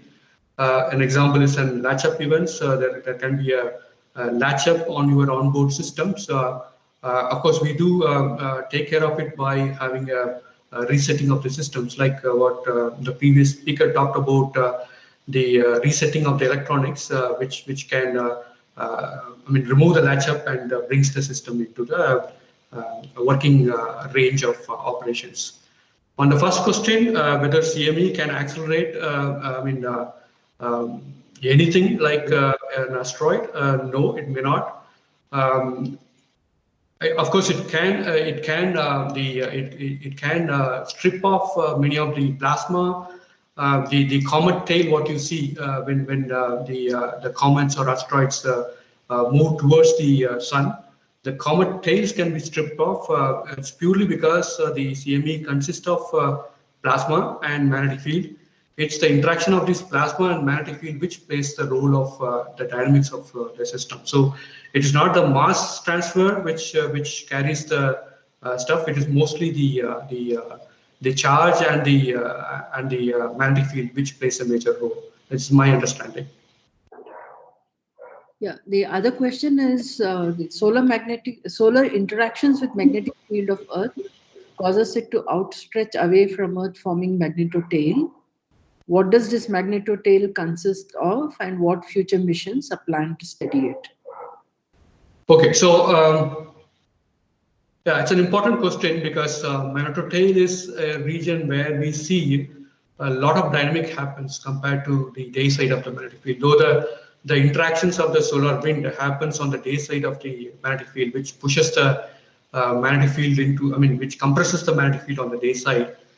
But these particles which couples to the day side actually gets the reconnection happens. More reconnections happens on the night side, and we do see a lot of dynamics which we see in the night side. For example, this particular figure is an observations where the grasp is in the night side compared to the GOES, which is in the day side. You can see there's a lot more dynamics going on in the night side compared to the day side. So magnetotails does play a major role, and the dynamics as a function of distance in the magnetotail is something which people have not fully done. Of course, the mission, Cmes mission right now orbiting around the moon carries a very large elliptical orbit, carries to do some kind of dynamics in the magnetotail regions. But it is still a lot more to be understood. along with the data and as well as the modeling effort which is needed to understand the magnetotide regions. Okay, there's a question by Sukhjit Singh who wants to. His question is, can you please explain how the radial distribution of charged particles varies across different positions on the sun? Radial distribution of charged particles. Okay. Yeah, I would say it's mostly outside of the sun.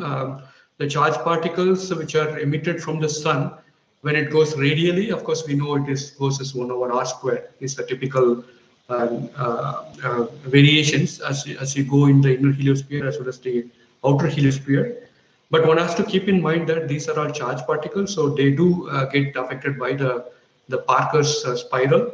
So it is not always radial. I mean, depending on the energy of the particles, some can be radial if it is very high energy particle, which can just sweep across the Parker spiral and move in the radial direction. But many times the solar wind will carry along the Parker spiral. And in the inner heliosphere, the magnetic field varies as 1 over r squared. So typically the particle density, which will decreases like this 1 over r squared. But as it goes into the outer heliosphere, the azimuthal component of the magnetic field will overtake the radial component. So the complexity of the magnetic structures out in the outer heliosphere is much different from what is there in the inner heliosphere. So the dynamics of the plasma, the heliospheric plasma, is different in the inner heliosphere compared to the outer heliosphere. Okay, there are a couple of questions related to space weather and climate. The first one is, what is the major impact and implication of the long-term variations in solar activity on space weather and space climate? And let me just go to the next question also. The next question is, will you look in future India space instruments can help in predicting better space weather like NOAA, or where we stand in predicting the space weather? I think the previous, the talks over the past couple of days have touched upon this, but Shankar, if you would like to add to the information. Okay. Yeah. So coming to the second one, yes, we are gearing up towards going into a predictive mode. And of course, you please note that the prediction which is done by NOAA or any other space agencies, it does have a lot of space weather asset instruments which are flying in space. Though the data is available for us to look into the data and start predicting what we would see, what is important here is combining the data with the model. So that is what one of the slides which I have put in is an importance of coupling the model and the data is an important element for us to predict to a level which is useful for many of the departments in our country. And that we have, recently, there's a couple of groups which started doing this modeling aspects, and also there's a lot of efforts towards prediction of space weather, linking to Aditya program. And I'm hoping in the coming years we will be able to be in a better position and to move forward in this particular direction. And on the first question on the long-term effect of solar on the space weather, we all know that the sun is the major source of the space weather element. It all depends on how the solar magnetic field evolve over time. That will define how important is space weather, whether the sun will play a major role of the space weather or the galactic cosmic rays is going to play a major role in the space weather. So it's mostly depend on the evolution of the sun in the longer time scales and its magnetic field in the longer time scales.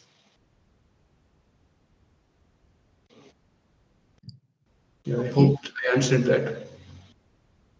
Yeah, so I don't see any other questions. Thank you, Shankar, for this wonderful talk. And thank you. Let me thank both the speakers of the session. I think we can now move over to the discussions. The floor is open. Anybody has any points, please raise your hand.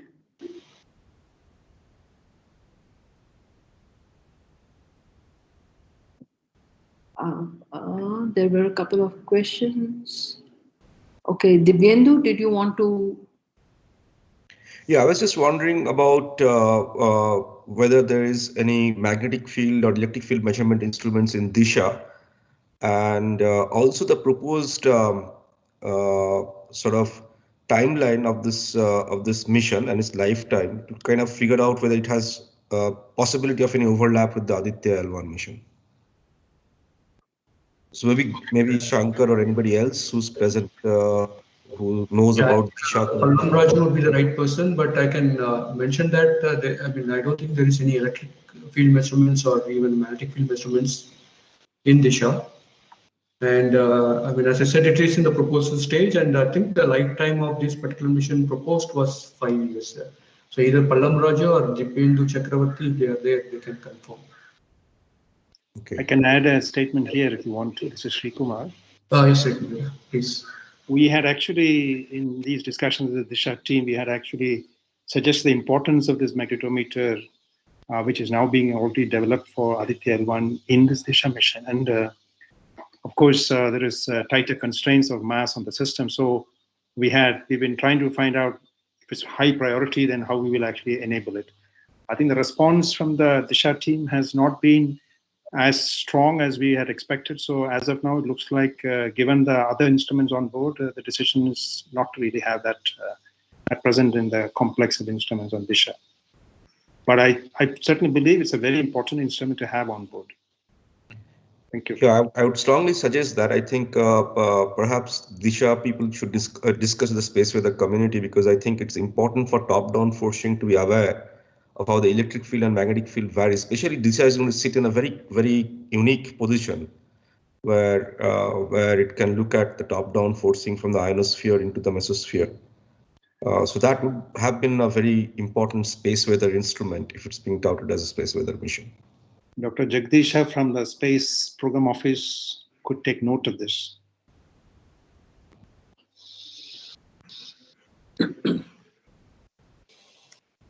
Okay, I was trying to see if there are any hands raised, and I don't find that.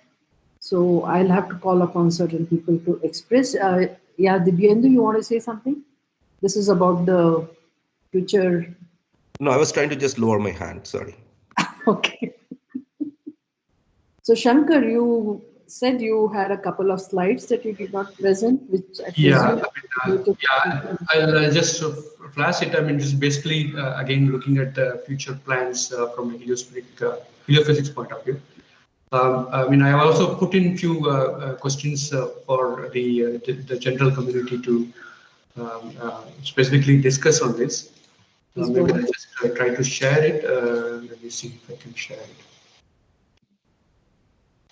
Yeah, just following on that, I mean, this is one of the big questions which we have been trying to address is this particular space weather science mission from L5.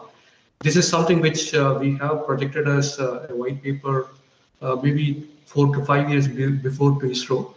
But now that there is a space weather mission which is going to L5 by ESA, there were a few discussions on whether we need to carry out this L5, or one could do one could look at the advantages of having a mission at L4 in combining with L5. So I just want to flash this particular slide to provide some context for the discussion. One is so what you see here is a interplanetary region where we have an L5. If you have a mission here, you will get the line of sight information from the sun much before what you see it from the Earth, maybe something like 4 to 5 days in advance what you see from the sun. And you also have L4, which is ahead of the Earth, and whose line of sight is shown here. And if you look at the connectivity of the magnetic field point of view, it is important that L4, whenever there is an event happens, the event would be seen by L4 if it is connected to the L4. Though L5 gives you a capability of forecasting, but L4 will give you the actual measurements which is going to reach the Earth in advance compared to what you see from L5. L5 is a good place for forecasting, say for example the CIR, co-rotating interactive regions. But many of the regions where it is going to be a flare or CMEs, unless we have a forecasting capability for a few days in advance, L4 will give us an advantage to move forward. So this is one point which I thought may be an important point for us to discuss in the scientific community before we can even form on this particular plan. And the other point which I was trying to do is from the modeling aspects. This is an important element which we need to build up in the country, because if you want to play a major role in any of the space weather instruments as well as the space weather forecasting stuff, this is important for us to do it. And this modeling effort, I mean, the need for the space weather modeling and forecasting is purely user driven. So we need to develop a user community which could be consist of many departments, whom they will find it useful, and this is how NOAA and other space agencies do it. Identify a team of people who will develop the user requirement, what is needed from each of the department, and that will define what kind of mission we need to fly and what kind of timelines which we need to go through it. And maybe it's an important lessons which we may have to learn from other countries like NOAA and other regions. Where maybe an appropriate international collaboration may advance us faster than we think in our own region. So this is just a general talk. General thought which I put it as my own thought. And if somebody is interested to discuss on it, we can interest it. I mean, this is something which we need to discuss as a community before we can take it forward.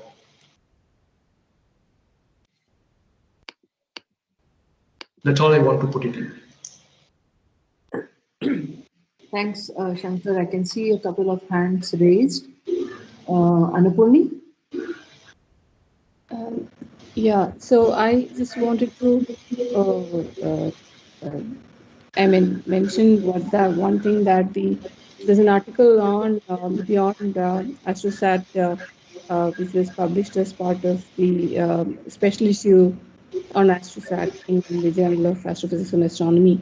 So there are a lot of articles on Astrosat there, starting from the mission, the starting historical aspects of the mission, as well as the calibration reviews and data pipeline, and a number of science things. But one of the last sections have the future plans. So if you're interested, you can take a look at them as well. If you want, I can just flash that document so that, or put the link in the chat box so that people can take a look at it. Sure. I think the link in the chat box would be useful. We have a few others who have raised their hands. Devabrata Banerjee, you can unmute yourself. And I had a comment on the planetary science missions. I don't know if this is the right time to make it. Yeah, please go ahead. And it's for all missions. Yeah. We have a very strong focus on planetary science missions as well, including the Venus orbiter and the ISRO-JAXA mission. My only comment was that in light of what the other international space agencies are committing themselves to future moon missions, including the Chinese space agency, if the timeline of the missions could be constrained and if it could be evolved in a faster period, it would help. I mean, if one sees we have had sample return missions and new discoveries which have been highlighted in several papers in Nature and Science in the last 2 years from Moon itself. So if we can have these missions more quickly, it would help in the future. So what would your suggestion be to Well, of course, the first mission, which is, we have Chandrayaan-3, and then, of course, ISRO JAXA mission is proposed with several instruments which are basically looking at the polar regions and the search for ice or volatiles. But then, some of the ISRO JAXA mission, for example, as many in the community know, was proposed initially in 2018, but eventually it will happen in 2025. So this has to be followed by other rover-based missions and then eventually sample return missions, because one would like to know one would like to bring back samples from Moon and extend the chronology. Otherwise, most of the dates which come from the crater calibration curve, particularly for the younger volcanic samples, are unconstrained and are not absolute ages. And therefore, the interpretations based on those ages, particularly for the recent volcanic events, can be questioned. Also, isotopic measurements have been done recently on those returned samples. So, and then there is a lead age of 2 billion years, which is one of the youngest ages, but we need more ages on this. And then we also need to do isotopic measurements to understand the nature of the early evolution, particularly how the magma ocean formed and whether you have creep and non-creep components in basaltic volcanism. So these questions can only be addressed if we have repeated lunar missions, possibly every 2 years, and in a more faster timeline. That's all. Thank you. So, there are several missions, and today we are all talking about JWST and, but this was a mission which the planning began almost immediately after the HST was launched. So I do understand that there are certain type of missions which do take a long time, but it's a point, your point is well noted that, it's important to have series of missions planned, successive missions planned, rather than, wait for something to happen and then start planning on the other missions. This is a good point, and I think it's a point to be noted. Thank you. I see Jayant Joshi. Jayant? Yes. I have a question for Shankar. Shankar, you mentioned in your slide 3 or 4 future solar space observatory, and one of the last was the one for the magnetic field measurement, and I assume that is probably the optical or the near infrared telescope. So this is the point is that there is no current or in near future NASA or ESA has a planning to do the chromospheric polarimetry from the space. So does ISRO have any plan or the vision in that direction? So Jain, that is for the solar community to come up, people like you to come up. So such a mission. So that I saw in the list that there was one mission, one of the idea which was related to the magnetic field measurement high resolution from the space. Yeah, so actually that was discussed to do this both photospheric and chromospheric magnetic field simultaneously from the low Earth orbit.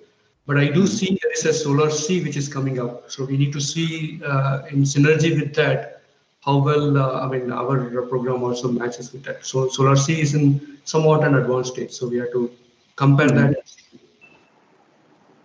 Yeah. Thank you. Shri Kumar? Yeah, thank you, Anupama. I was hoping that Professor Debabrata would actually tell us more how to actually increase or speed up the process, while the interest and requirements are very well understood. So my point I want to address is really that, and that is in terms of the student involvement in our programs.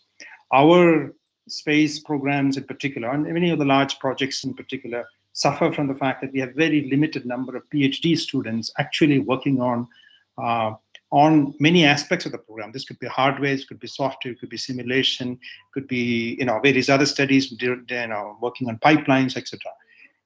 There is, I'm sure all of you will agree that the numbers that we have in our country is very, very small compared to typical programs elsewhere in the world.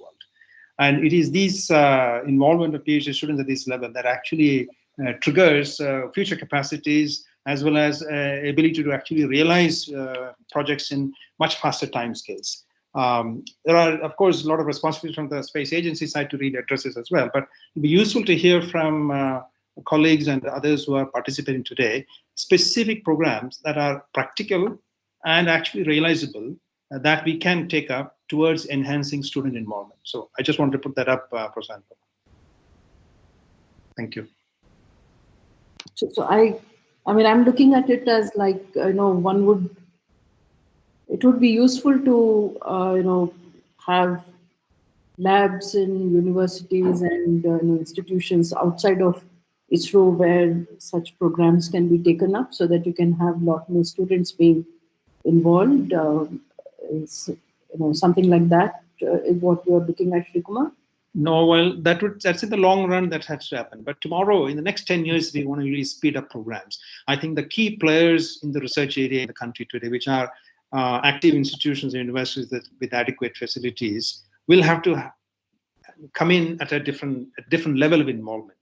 How to do that? How to really enable, a larger fraction of the PhD students coming out every year who will get involved in these large projects in design, development, and many of the points that I just now said.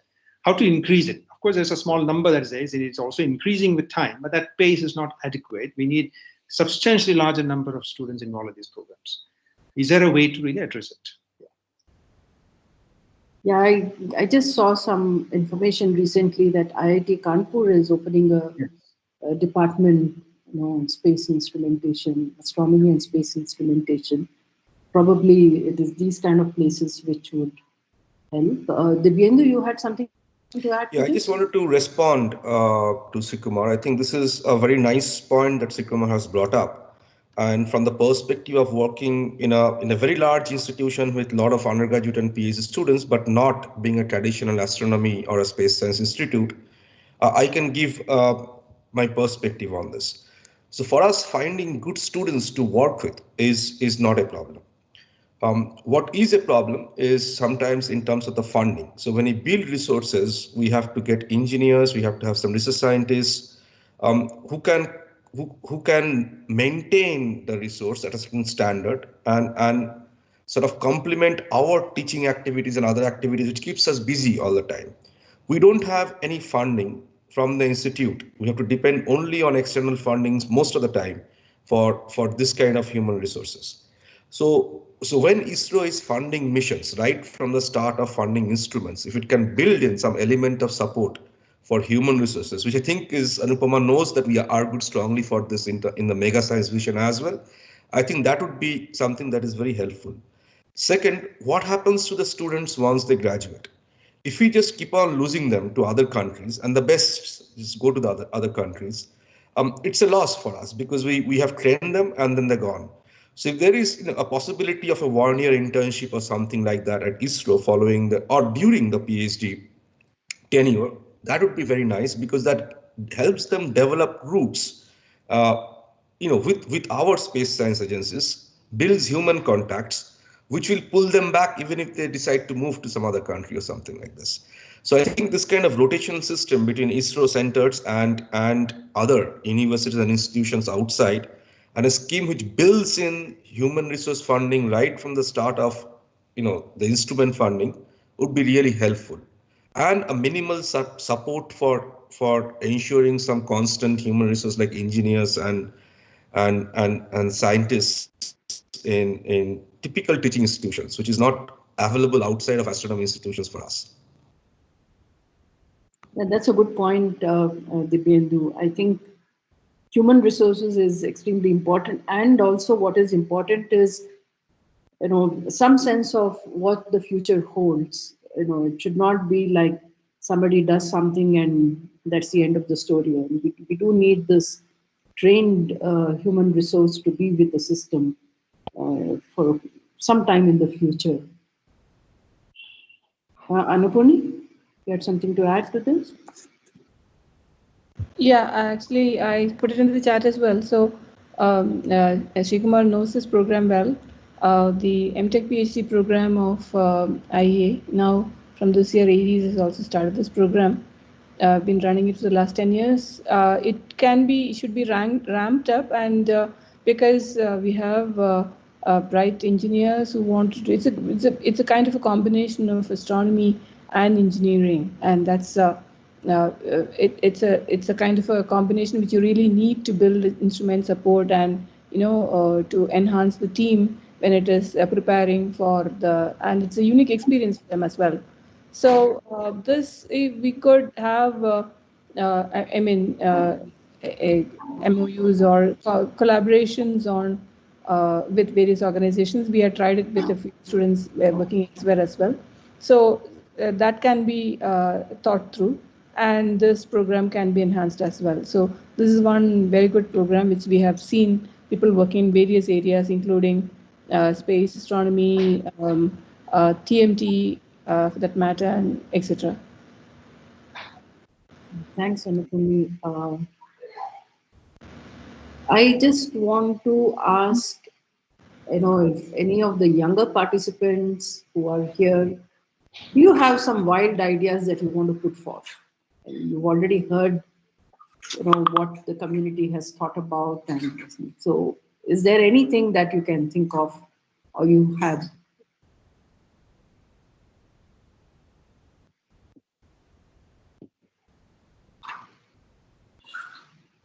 Santosh?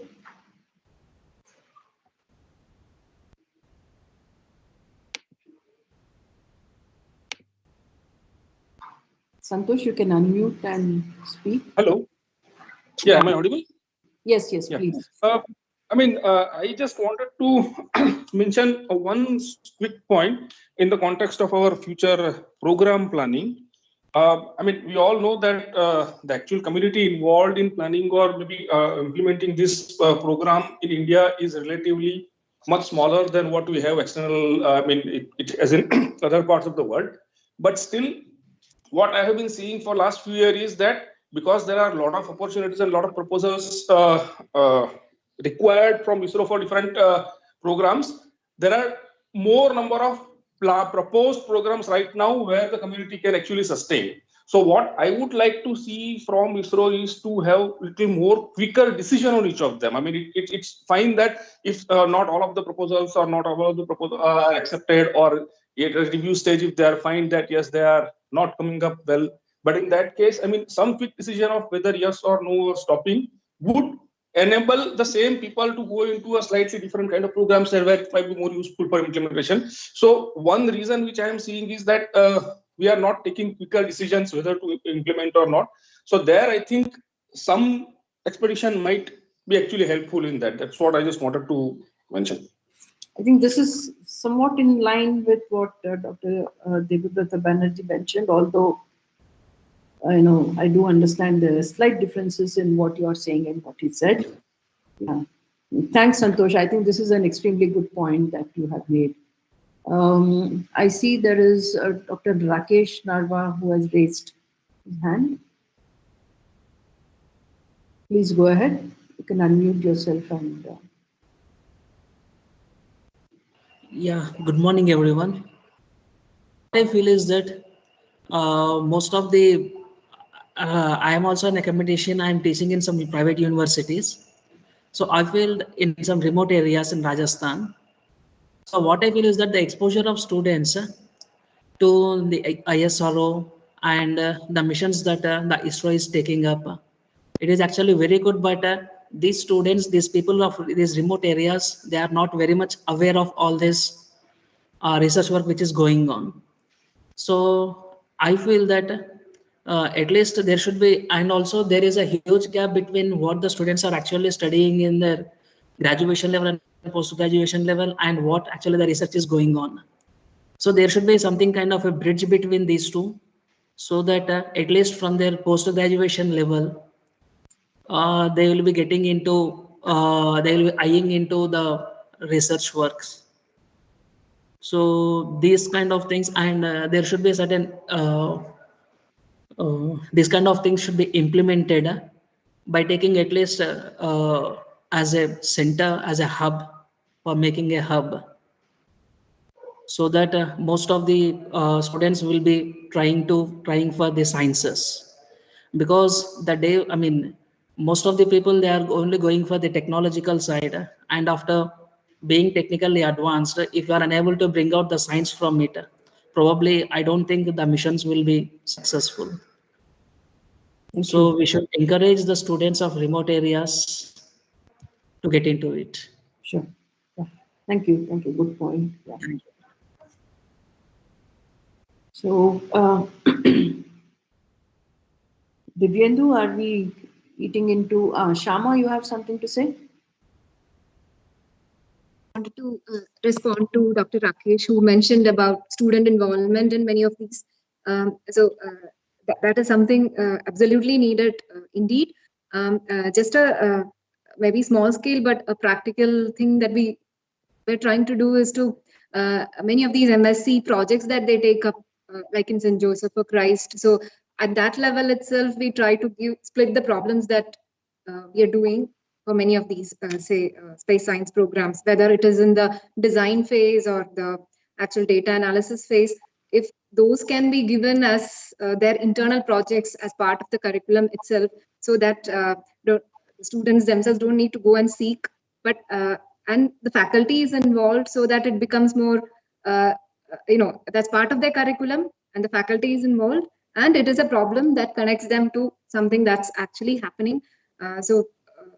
Such kind of internal, as part of internal projects, I felt is more effective by actually, trying to do this in some of these universities here.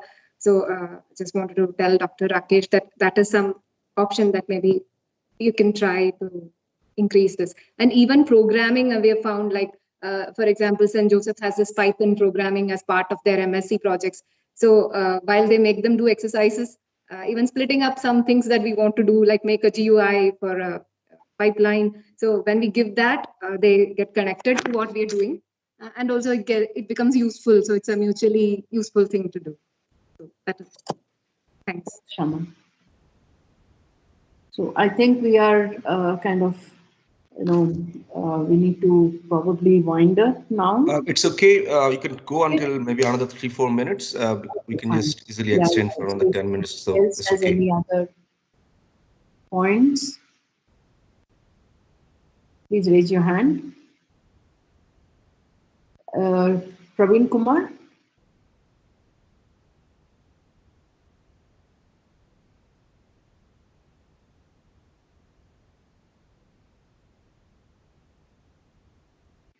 Your microphone is muted.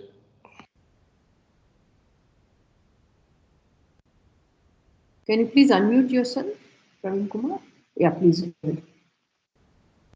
I think we don't hear you.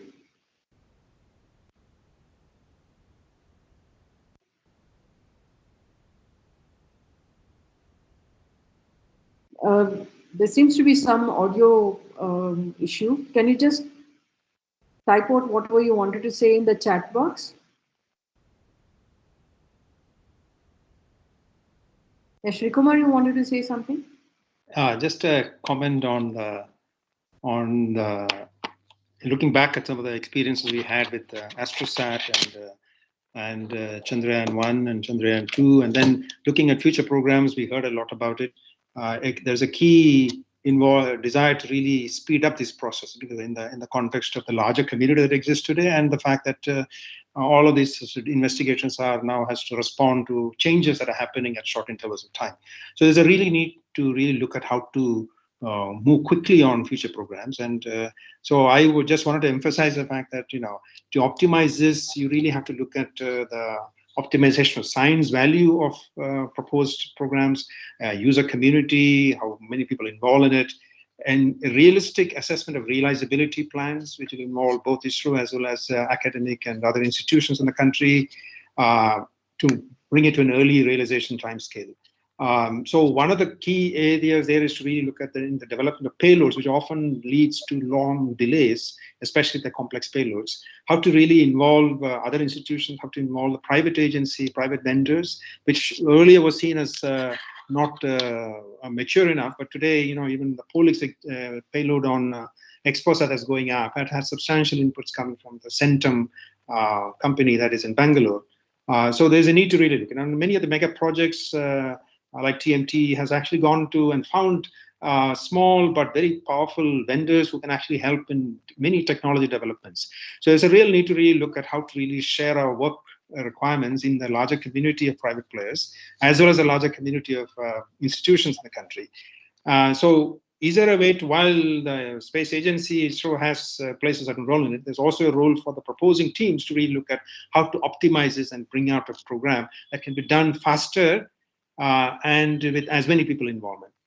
And now to really take this forward, again, it'll be useful if beyond the white papers, etc., you really get down to actual nitty-gritties of how to really execute this in the non-ISRO discussions. Of course, ISRO should be involved in these discussions, but I think there is a need to have the wider community of the scientific community involved in some of these, providing suggestions and techniques by which we can actually take this forward.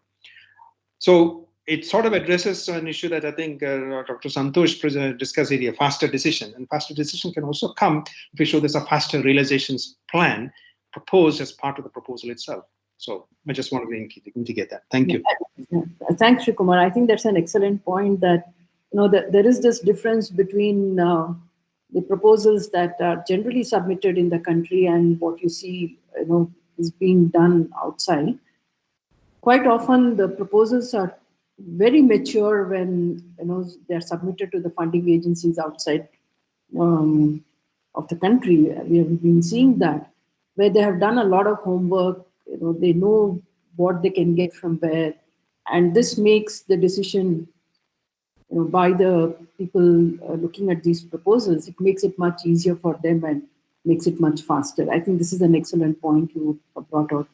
Another important point that I notice that nobody has talked about is making the data which are coming out of all these missions available to the public at a faster pace.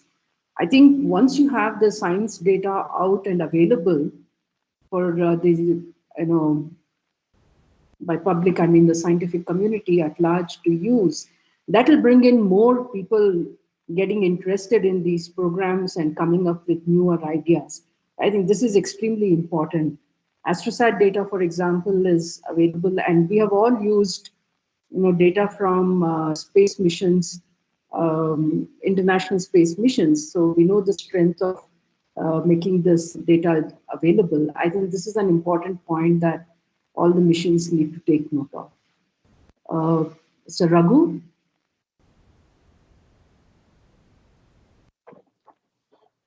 Madam, good morning.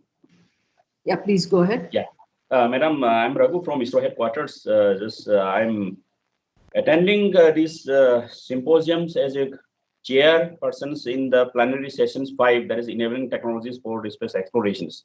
I understand that this is a new inductions to the National Space Science Symposiums. The first time it has come, this enabling technologies.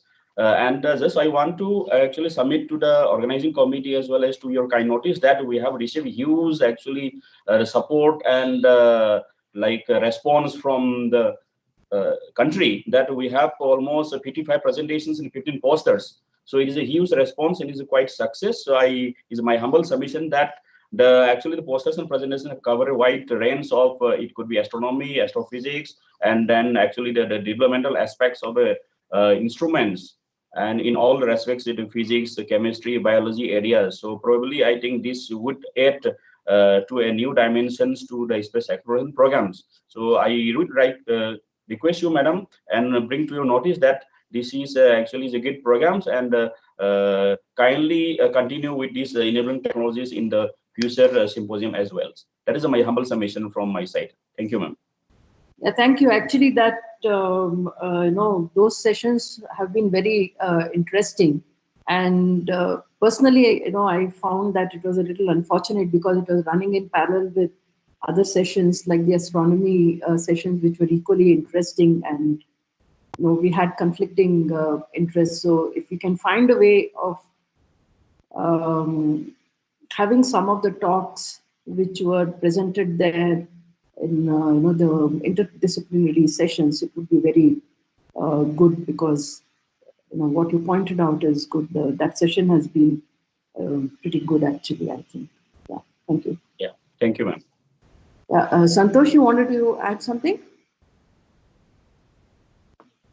Hello. Yeah, I just wanted to add one quick point in the context of what Dr. Shikumar mentioned, and I completely agree with that point. But one issue which we face here is that basically the developmental proposals and the mission proposals are sort of combined together here. So what I would also like to see is if there are some other opportunities where there are only funding proposals for development of instrument which are not linked with the mission, which can actually mature our instrument development to a certain stage where we can have mission proposals which are at equal majority as which are sort of submitted to elsewhere other agencies.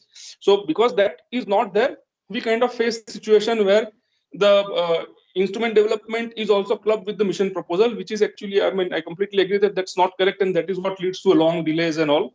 So that avenue also maybe can be thought of. I mean, either only from ISRO or maybe some other funding agencies. But if we have avenues of for proposal which are only linked to instrument development for future missions, I mean, ideally it should come from ISRO. But so that is something which I think it would be helpful if it is considered seriously. I think, Santosh, this is an excellent point, and not just for the space missions, but for any new technology or any future mega projects.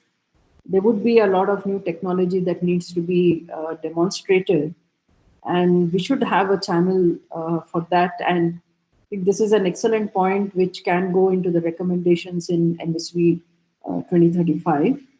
And this is something that we need to have a channel for funding these kind of smaller projects where you take up some technology demonstration and some smaller demonstration projects. Yeah, good point, Santosh. Yeah.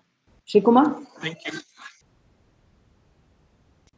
Sorry, that's my old raised hand. I don't have a question. Thank you.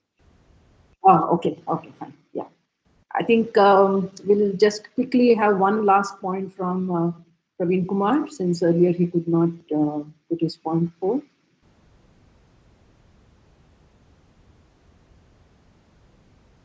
We still don't hear him. Okay, probably it's the old hand which is still raised. Yeah, so just to summarize the various points which were raised and the discussions, yeah, there have been a lot of missions, which are being proposed and probably in the planning. So it looks like, there is a good amount of missions that are already in place. But what has come out of all this is, one is that the timelines, need to be hastened. One needs to have a quicker decision. We need to have funding channels for proof of concept and technology development. Student involvement needs to increase. And probably a good way would be also to take it out of ISRO and have involvement from a lot of the teaching institutions, where they actually work on aspects of the actual projects. And this is also linked to the point on providing sufficient exposure to students to get interested in these various projects and various programs. I suppose I have covered most of the points. Yeah, I think I have covered most of the points I noted down. So Divyendu, do you want to wind up this program, this session? You want to say something? No, thank you, Anupama. I think this was. I'm sure you could have gone on for another half an hour. People are slowly sort of warming up to the discussions. That's usual, but unfortunately, we have to move on, and we have an important session of highlighting the poster and the plenary sessions for the wider audience. So we'd like to get to begin that. So, thank you. One point, Dibyendu, would you be coming out with some kind of a summary or something of these discussions, which we can share with ISRO, for instance? I think maybe you should do that because you are the moderator. I'm happy to send it to ISRO. Okay. And I'm happy to remind you if you forget something. So you can share with me, and then you can share a draft, and then I can, sure. Make sure that having the discussions, there should be. I'll also ask Girish to pitch in because Girish was listening in. So I and Girish will help you prepare this draft. That will be useful. Okay. So thank you everybody for participating in the discussions, and thanks to the speakers of the session. Over to you. Over to LSC. Okay, thank you, Anupama. So we now move on to the next session, which is the highlights of posters from the parallel plenary sessions that have been going on simultaneously. Yes, there are many interesting talks in many sessions. I myself was interested in many talks in astronomy as well as planetary and space, solar physics, but is finding it hard to keep track of it. Originally we actually had 3 days, but we extended the symposium to 5 days. In spite of that, the volume of abstracts that we received, there was no way to put in more talks in the interdisciplinary sessions because everything was just fully packed. However, what we are allowing the session chairs to do now is to highlight those posters that you may not have looked at, but which seemed interesting to them, so that you can actually go back and look at the e-poster gallery that's been up since Monday, and in principle should be up for the foreseeable future. And I now request all the session chairs to come in one by one. And I request Girish to sort of moderate the presentations by the poster chairs. So we have Jagdisha from PS1. We have Kishore Kumar from PS2. We have Shama Narendanath from PS3. We have Moushumi Das from PS4. And we have N. Raghu Mitei from PS5. So the session chairs and the conveners have been really, I think, hard at work over the last few days, and until today afternoon, this is going to continue, moderating all the various sessions. And they've also been tasked with this additional load of figuring out the highlights. So thank you very much for agreeing to do this, but this is an important element, and I now give it up to Girish to just take us through one by one through the different sessions. Girish?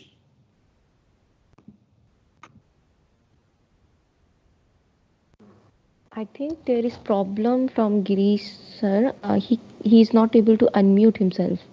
So probably okay, I will then we'll just request D. Jagdisha from ISRO headquarters to come up on stage and present the highlights of. Am I audible, sir? Yes, you are audible. Thank you very much. Okay, I'll just open screen sharing and.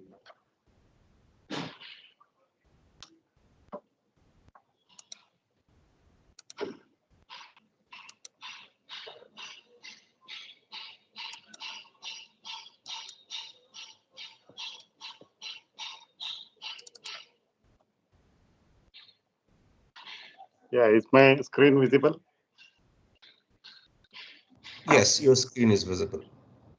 Yeah, I'm just going to, whether I can minimize this and show the actual poster for a moment as well. This is completely up to all the session chairs to decide what you're going to do. You can do whatever you feel like. I will try that one also. After briefing this, I will try that as well. Sure. Yeah, for PS1 poster highlights, I thought I will choose some typical representative posters. It doesn't mean other posters are bad or something like that. All were equally good. So the first poster is a combination of work which took input from space-based platform as well as field trips, collection of samples, analysis, and all, and it is titled the radiocarbon-based characteristic ratios of chemical species in paddy residue burning derived fine aerosols. Of course, when it comes to aerosols, it can be from different origins. So this type of work will help in source apportionment of aerosols. And the authors found that during the sampling period, that is between October and November, when a lot of biomass burning was happening, as derived from fire counts from Moody's data, 73 to 97% contribution accounted by biomass burning during that period.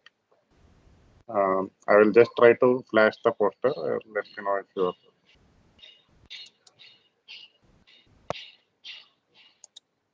Yeah, are you able to see?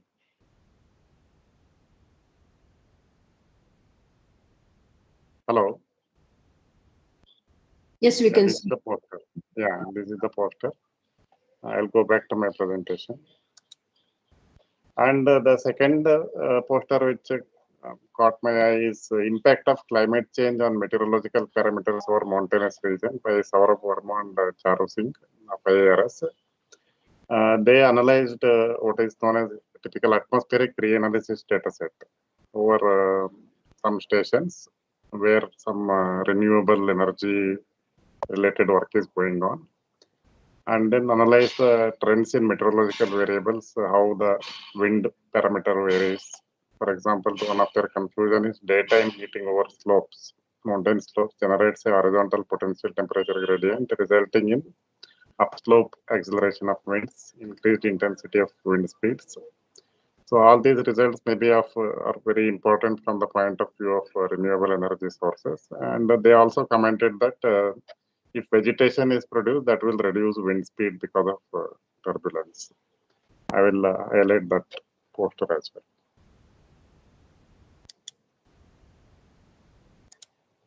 Yeah, this is the one. This is the poster. Yeah, right. This is one good example of how you use atmospheric reanalysis dataset. So getting back to my presentation, and the third poster that caught my eye was which is actually a real application of our own INSAT 3D and 3DR satellite variation of different atmospheric parameters from using INSAT 3D, 3DR over India during 2019 to 21 pandemic by Sovic, Mandal, Espol, and then Mandal. And they found significant reduction in PM 2.5, basically pollutant particles. Because obviously during pandemic, there was vehicular movement and those things were fossil fuel burning activities were reduced, and that they have tried to come up. I will highlight that as well. Yeah, this is the poster. So the authors are from Midnapur City College. So yeah, made in India. Yeah.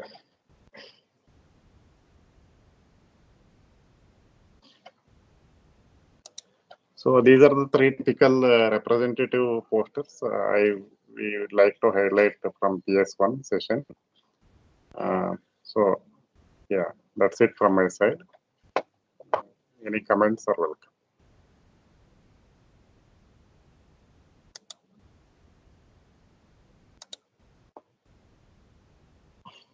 So for all of you guys.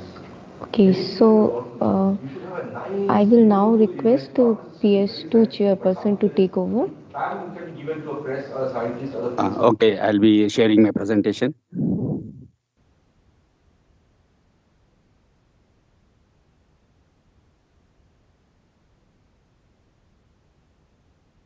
Are you able to see my presentation? Yes, we can.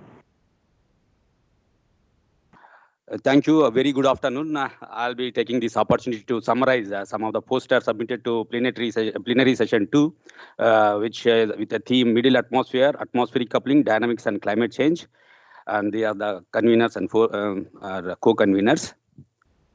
So coming to the statistics to this PS2, we actually had almost 120 papers, out of which we have segregated into oral and poster presentations. And among these, 50 are selected for the poster. And among 43 posters are seen in this submission. They have submitted the poster with a very good efforts. First of all, I thank all the authors who took time to make a beautiful posters in PS2. And broad themes, if you see in these posters, are ionospheric and space weather, 25 we got, middle atmosphere 6, climate change and lower atmosphere, we got 12 posters. And there were some papers which submitted which are more suitable for PS1, we moved to PS1. So as of now, this is a stat 6. And coming to the sub-themes in ionosphere and space weather, there are 7 sub-themes under which each poster we can categorize, like radio beacons, GPS, NAVIC, and IRNSS-based studies using TEC and ROTI and scintillations. Actually, it was very heartening to know many people are now using our own IRNSS receiver for calculating TEC. And these TEC measurements, they used as a very effective tool for studying the ionosphere, not only over the Indian sector and some of the other sectors, worldwide data they have taken, and they could diagnose this with ionosphere using this TEC parameter. And storm effects on ionosphere using TEC Whistler waves, and prompt penetration effects and Disturbo dynamo. There were posters, interesting posters in this session also. And transient effects in ionosphere due to solar eclipse. There were multi-platform instrumentation for studying the solar eclipse, and very good results has been submitted to NSS. And the ionosphere thermosphere observation using ground-based radars and optical airglow instruments. It was very nice to see a lot of optical airglow measurements to study the ionosphere and thermosphere system in this session. And not only in the posters, overall also we got a very good observations from optical airglow instruments. And hemispheric differences in ionosphere at conjugate points, especially from Dibrugarh University, we got a very good representation of this theme. And COVID-19 related changes in sky viewing and detection of small scale structures in ionosphere. I think even though COVID was we are suffering from COVID, but it gave us some opportunity for airglow measurements which never been seen. Some of the small structures now we can see, they could see with during this lockdown period. And application of new mathematical tools and methods to study ionosphere and thermosphere, that also been some posters are presented. And coming to the middle atmosphere, we had gravity wave observations in the middle atmosphere, some posters, and development of empirical model for middle atmosphere wind and thermal structure, and sudden stratospheric warming effects on middle atmosphere. And coming to climate change, there were very few directly related to climate change, but there are long-term trace gas measurements and long-term trends in atmospheric parameters were there. And climate change effects on rainfall, few posters were there.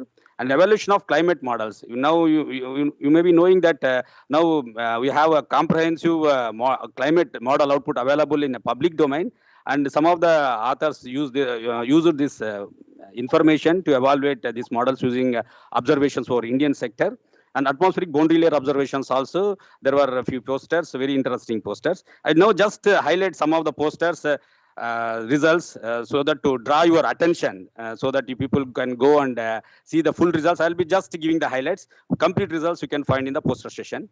The first one was the formation of evening time F3 layer investigated using Jikamarka incoherent scatter radar observations. We know that incoherent scatter radar provides height profiles of electron density. Using this observation over Jikamarka, these authors could delineate some mechanism how this F3 layer during the evening forms. Very interesting poster. I draw your attention to this poster. Visit and see what is the mechanism proposed by the authors. And second one, as I said, there were so many response using IRNS signals, especially TEC observations. This particular poster highlights the observations were beyond the EIA region from Shimla. Very interesting results. I draw your attention to this poster. This is the poster number 2 given in the series in PS2 in the digital poster, e-poster HTML. And one more study on multi-instrument observation of ionospheric response to 26 December 2019 solar eclipse. Here the author has shown that not only the observations from the ionosphere, but in the middle atmosphere also, they have found that very huge increase of the order of 40 to 60 degree Kelvin enhancement in the temperature in the middle atmosphere. The mechanism and everything is beautifully explained in this particular poster. I again request all of you to visit this poster and give your comments to the author. And this was, I was talking during the COVID lockdown period, the skies were very clear, less pollution. Those observations, the small scale perturbation when before these authors could not see, that's what they claim. So during the lockdown period, they can see this small scale perturbation because of the clear skies. That's a very interesting poster. And this poster was like connecting a vertical coupling, whatever the thunderstorm or precipitation clouds occurred over the Tirunelveli region. These authors saw that signatures in the gravity wave, in terms of gravity wave in the middle atmosphere using MF radar. They have seen the lot of variances, gravity wave variances coincide exactly the passage of the thunderstorm. Very, very interesting results are described in this poster. And this also using the LiDAR observation over low latitude Gadanki. These authors computed potential energy, which quantifies the gravity waves in the middle atmosphere using a long-term data. They actually given the climatology of the gravity waves over the low latitude Gadanki. And this using the long-term data available over Tumba, like rocket data and satellite-based temperature measurements, a empirical model has been developed, which provides temperature as well as winds, zonal and meridional winds over the low latitude, representative of low latitude region. This model output was matching very nicely with the observations. This also, the poster is there. I encourage all of you to go and visit this poster. And coming to the climate change and lower atmosphere thing, this is the spatio-temporal variation of sulfur dioxide over Indian subcontinent. And long-term trends also is provided by these authors using the space-based observations. The trends also given in the different seasons.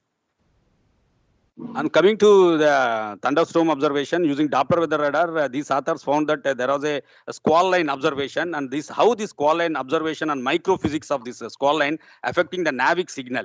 This is also very innovative thinking, how this kind of a large scale precipitating system affect this NAVIC signal. They have conclusively brought out the effects of this squall line.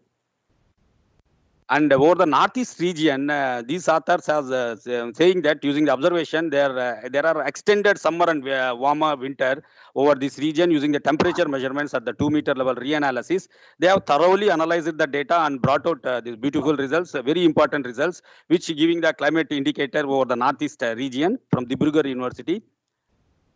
And coming to the boundary layer observations, these authors using a long-term observations over a coastal station, Tumba, they found that what are the spectra of variation in the atmospheric boundary layer. They found that intra-seasonal oscillations, having oscillation around 2 to 30 days, have modulates this atmospheric boundary layer height using microwave radiometer observations over a coastal region.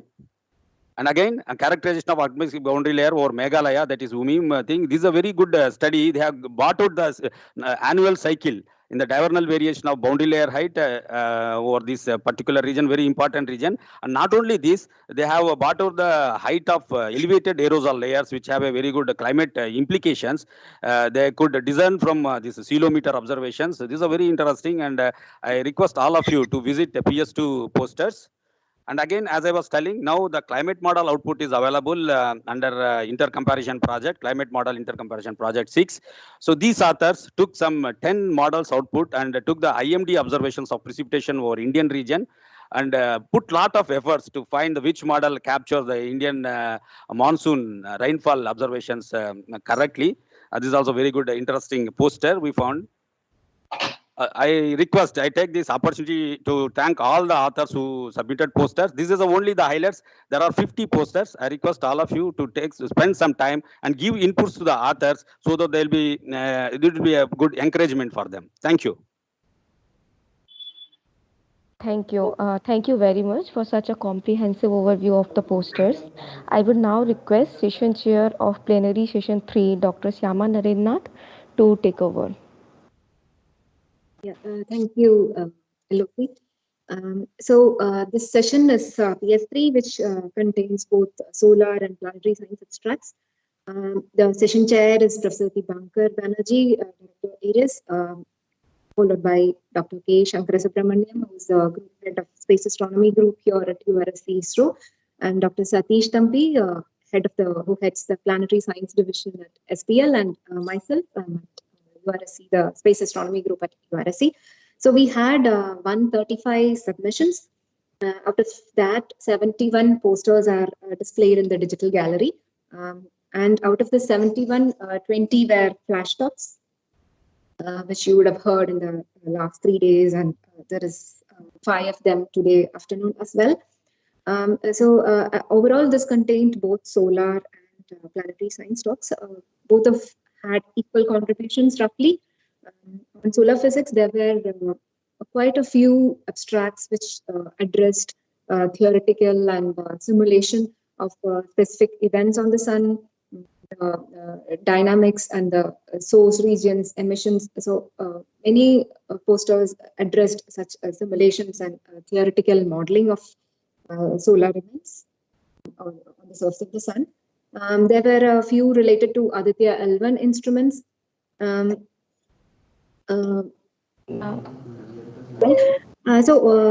So basically, and quite a few. I mean, there was Shankar also mentioned in his recent talk some observational from very new missions, international as well as our own Chandrayaan 2 missions. Then the next aspect that was mostly represented was atmospheric response to solar activity, both from ground and space. Especially most of it was Earth's atmospheric response. May I please interrupt? I would request SPL chaired session 2 to please stop sharing the screen. Okay, I don't have a presentation, I'm just talking. No, SPL session chair 2. Ma'am, please go. Yeah, thank you. Yeah, so the next aspect, as I said, was the response of the planetary atmospheres to solar activity. There were quite a lot of abstracts on Earth's atmospheric response, and also from ground stations, especially at Tumba, for example, and a new instrument, which is an ionospheric field station, we noticed from the University of Calcutta, which also took up instrument development aspects for such ground stations. So that was quite interesting.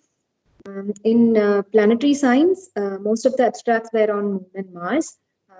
The ones on Venus were very limited. There were just 4 on Venus, and only one which actually had some scientific results from Venus observations. Otherwise, something notable other in planetary science was there were a few which addressed observations from ground as well as space, like from the Mount Abu Aya telescope, doing polarimetry of the moon to look at lunar swells. Then there was moon imaging done by radar from NARL. They presented the initial results, and they would be working on it. So this provided really the point that how ground observatories are equally useful when we look at data from many of these planetary missions. Then from Chandrayaan 2, the abstracts were limited. That's the current ongoing mission, but there were very few abstracts from those. We hope in the next NSS there will be more representation, and the teams will be ready to present them.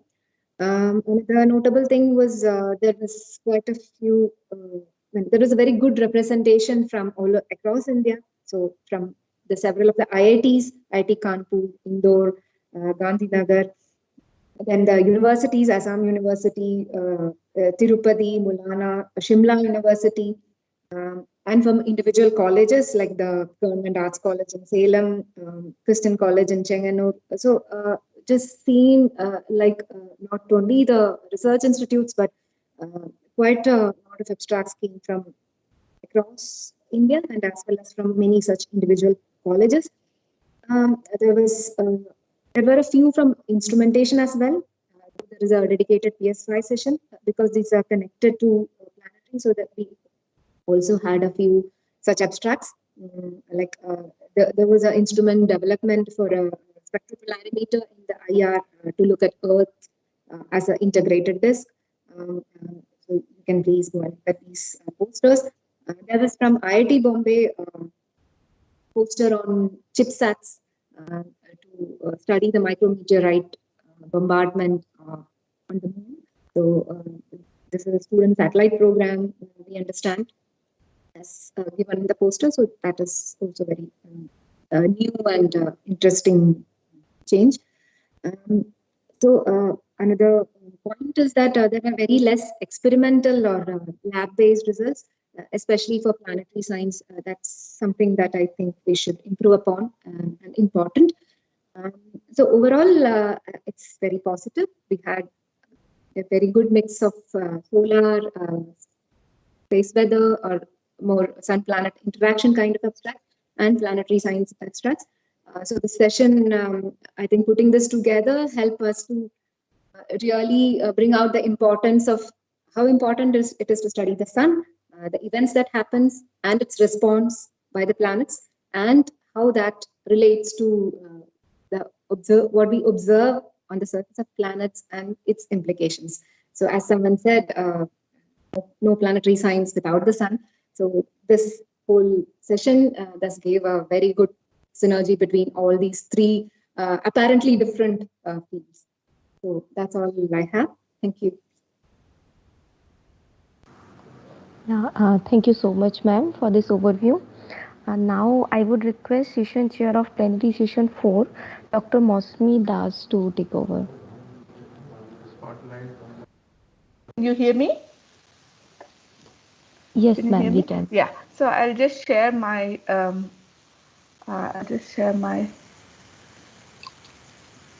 Can you see my slides? Yes, okay. We can. Okay. Not in full screen, but yes, we can. I'll just do it full screen mode. Yeah. Okay. Can you see it? Yes. Okay. So I'm actually not the session chair. That's Santosh. But I'm representing all of us, Santosh, Vitaban, myself, and Radhakrishna. And I'm going to talk about our posters. Now, before I start, just like the other session chairs, presenters, I want to mention that there were many good posters. And actually, there were 47 abstracts in our session, but 8 of them were not submitted. So 8 posters I could not review. Now, out of these 39 posters, I'm just going to talk about maybe half of them in this thing. And that doesn't mean that the other posters are not good. It's just that there's not enough time to show all of them. Now, many of these posters, about 16 of them have been presented in the flash talks, and we still have some flash talks today afternoon. A large fraction of the posters were on stars. So I would say approximately 15 were on stars. A few were on galaxies, maybe 4. A lot were on X-ray and gamma ray sources, and then cosmology and black hole studies as well. Now, a lot of these posters were based on UV astrosat observations in X-ray and in UV, and that was really great. A lot of them were also based on HCT observations, the Hanley telescope, and a few, actually only 2 posters were based on GMRT studies. So here I'm going to just talk first a little bit about the stellar posters.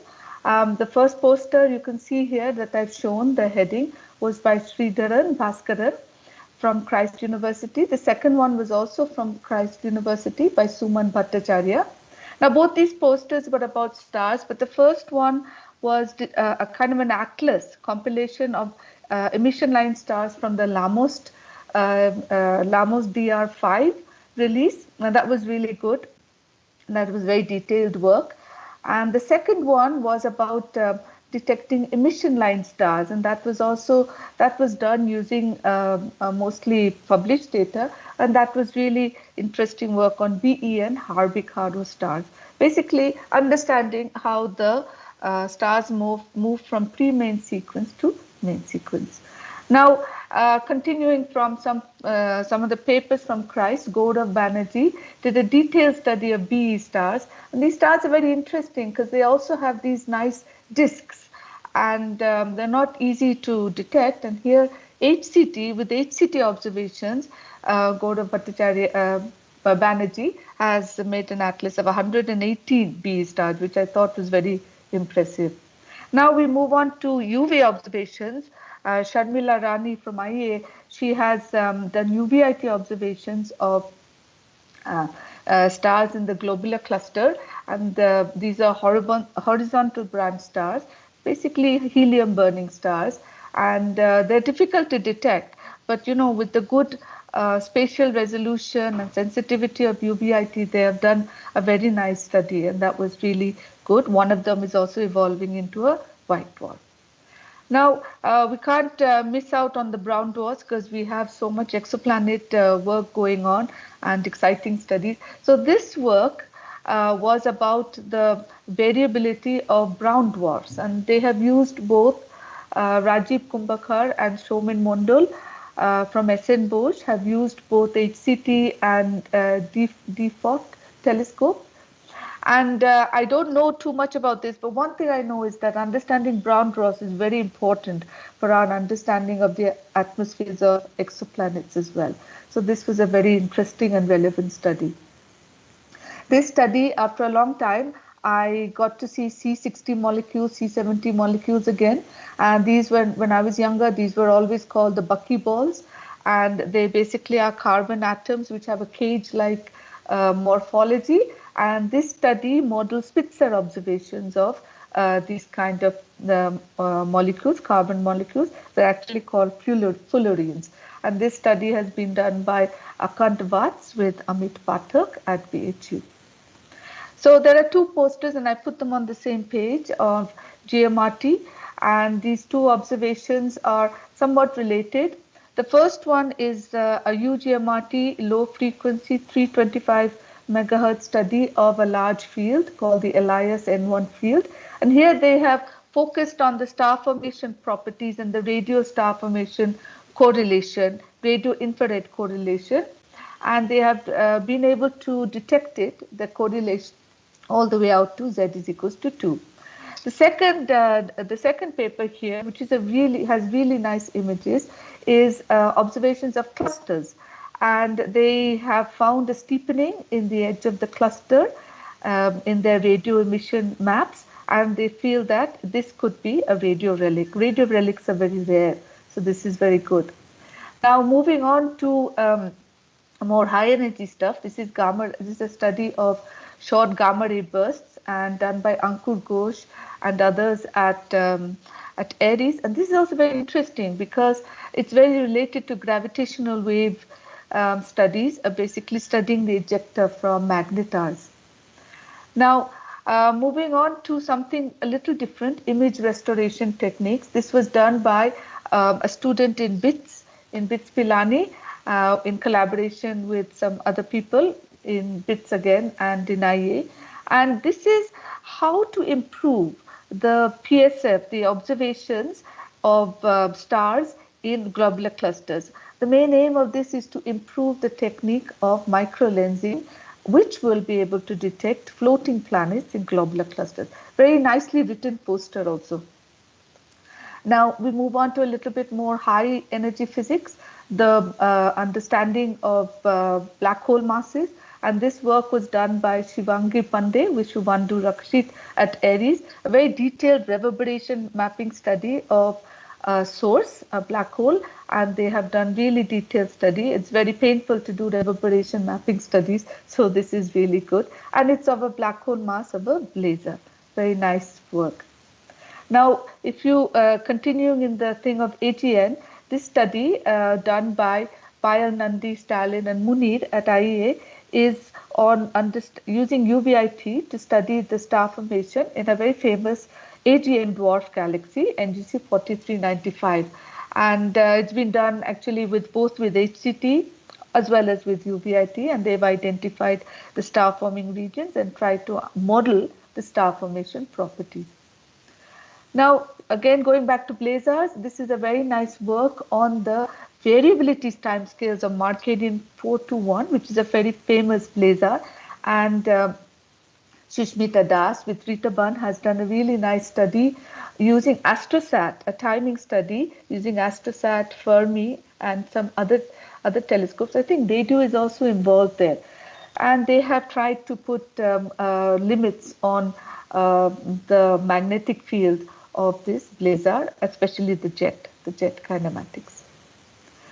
Now, disk luminosity is also very important for blazars, and this is also really nice work again by Rita Ban with the student Garima Rajguru. And here they've done actually a really nice correlation study of practically 1,000 Fermi blazars.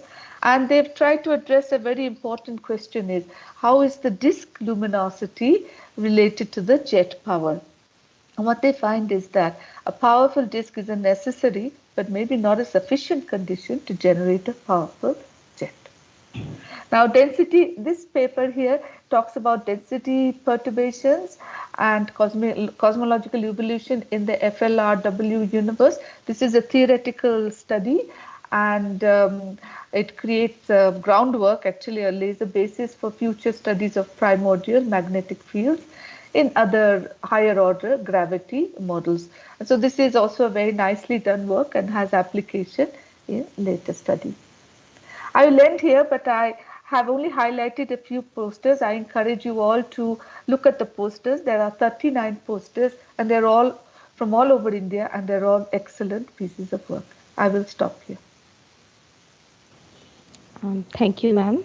Thank you for such nicely summarizing the posters of Plenary Session 4. I would now request Session Chair of Plenary Session 5, Dr. N. Raghu, to take over. Thank you, madam.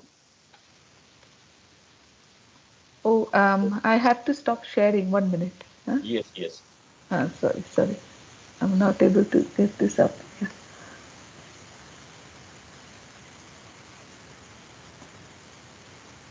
Oh, this one now. Yeah, I have stopped sharing. Yeah, should be okay now. Thank you, madam. So I'll just highlight the posters available in our session, that is the PS5, that enabling technologies for space explorations. So for this, I will go online. I have in the audience that we have these co-chairs along with me who have chaired the sessions throughout these 4 days, that Dr. Bikram Rana from RRI, Bangalore, and Dr. M. Durga Rao from NIRL, Gaganki. So they are also available along with me. So I will go online.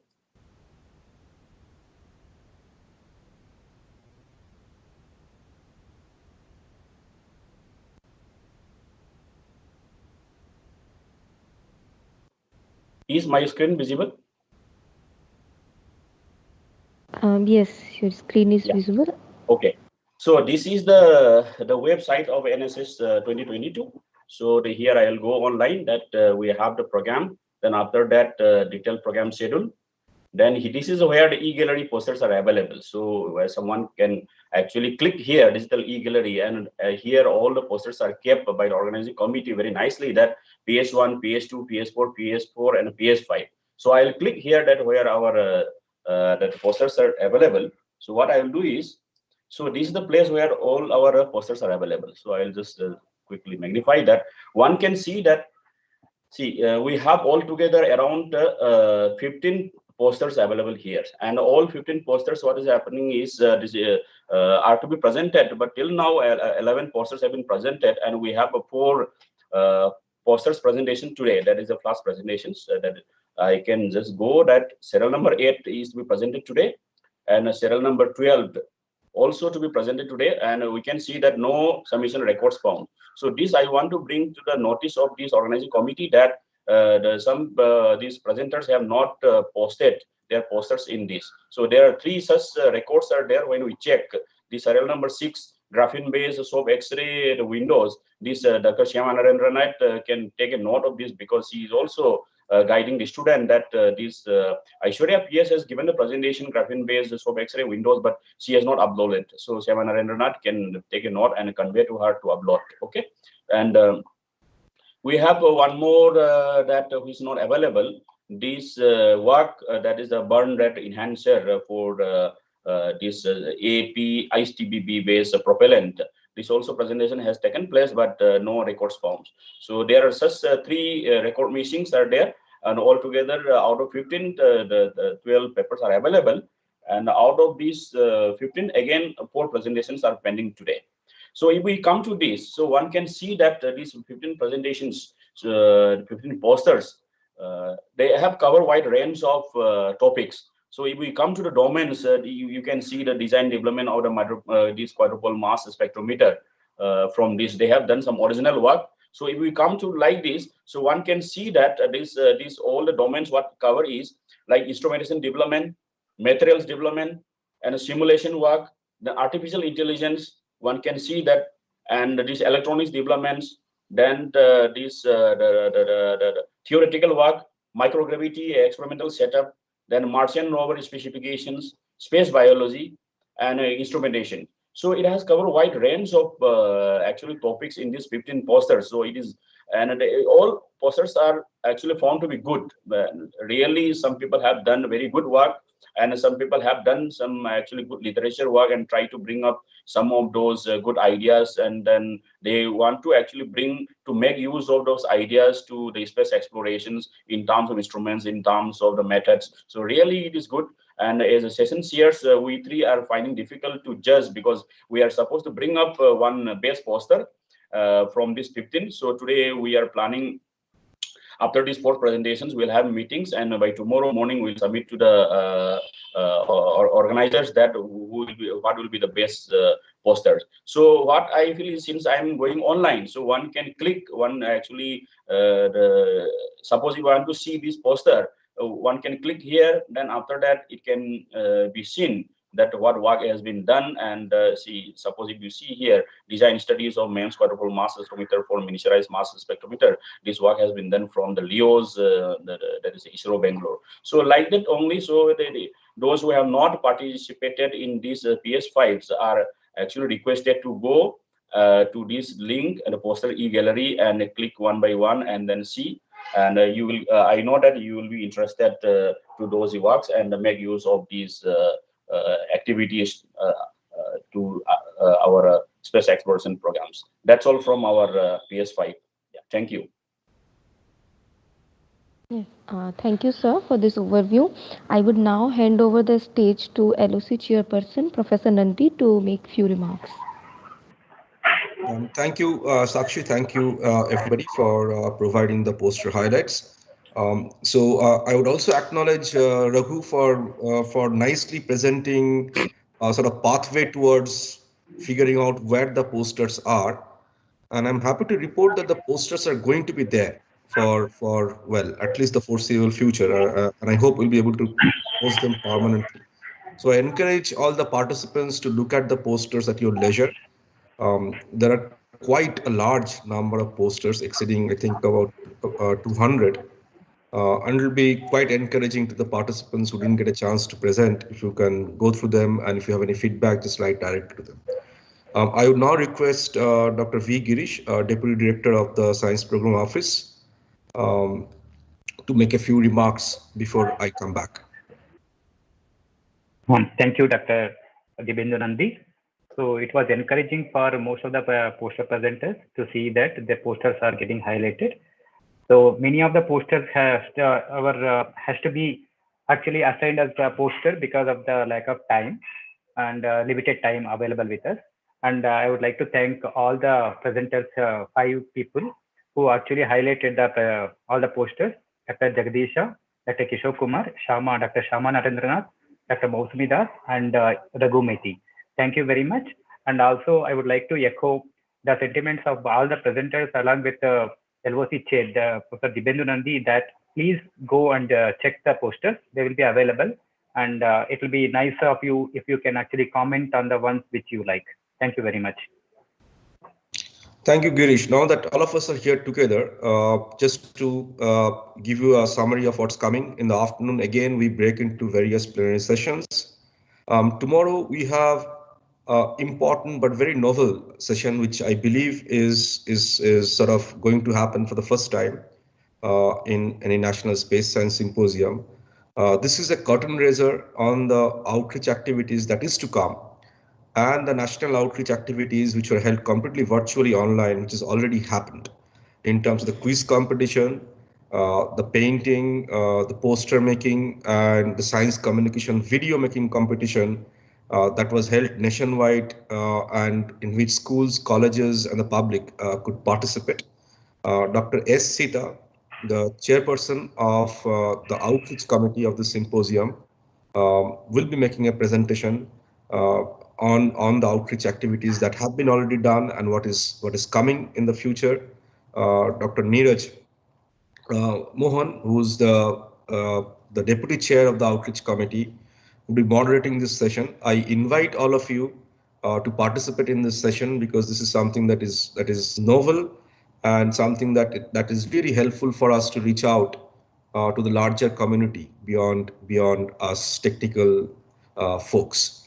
We shall also have the closing session tomorrow, to which I invite all of you.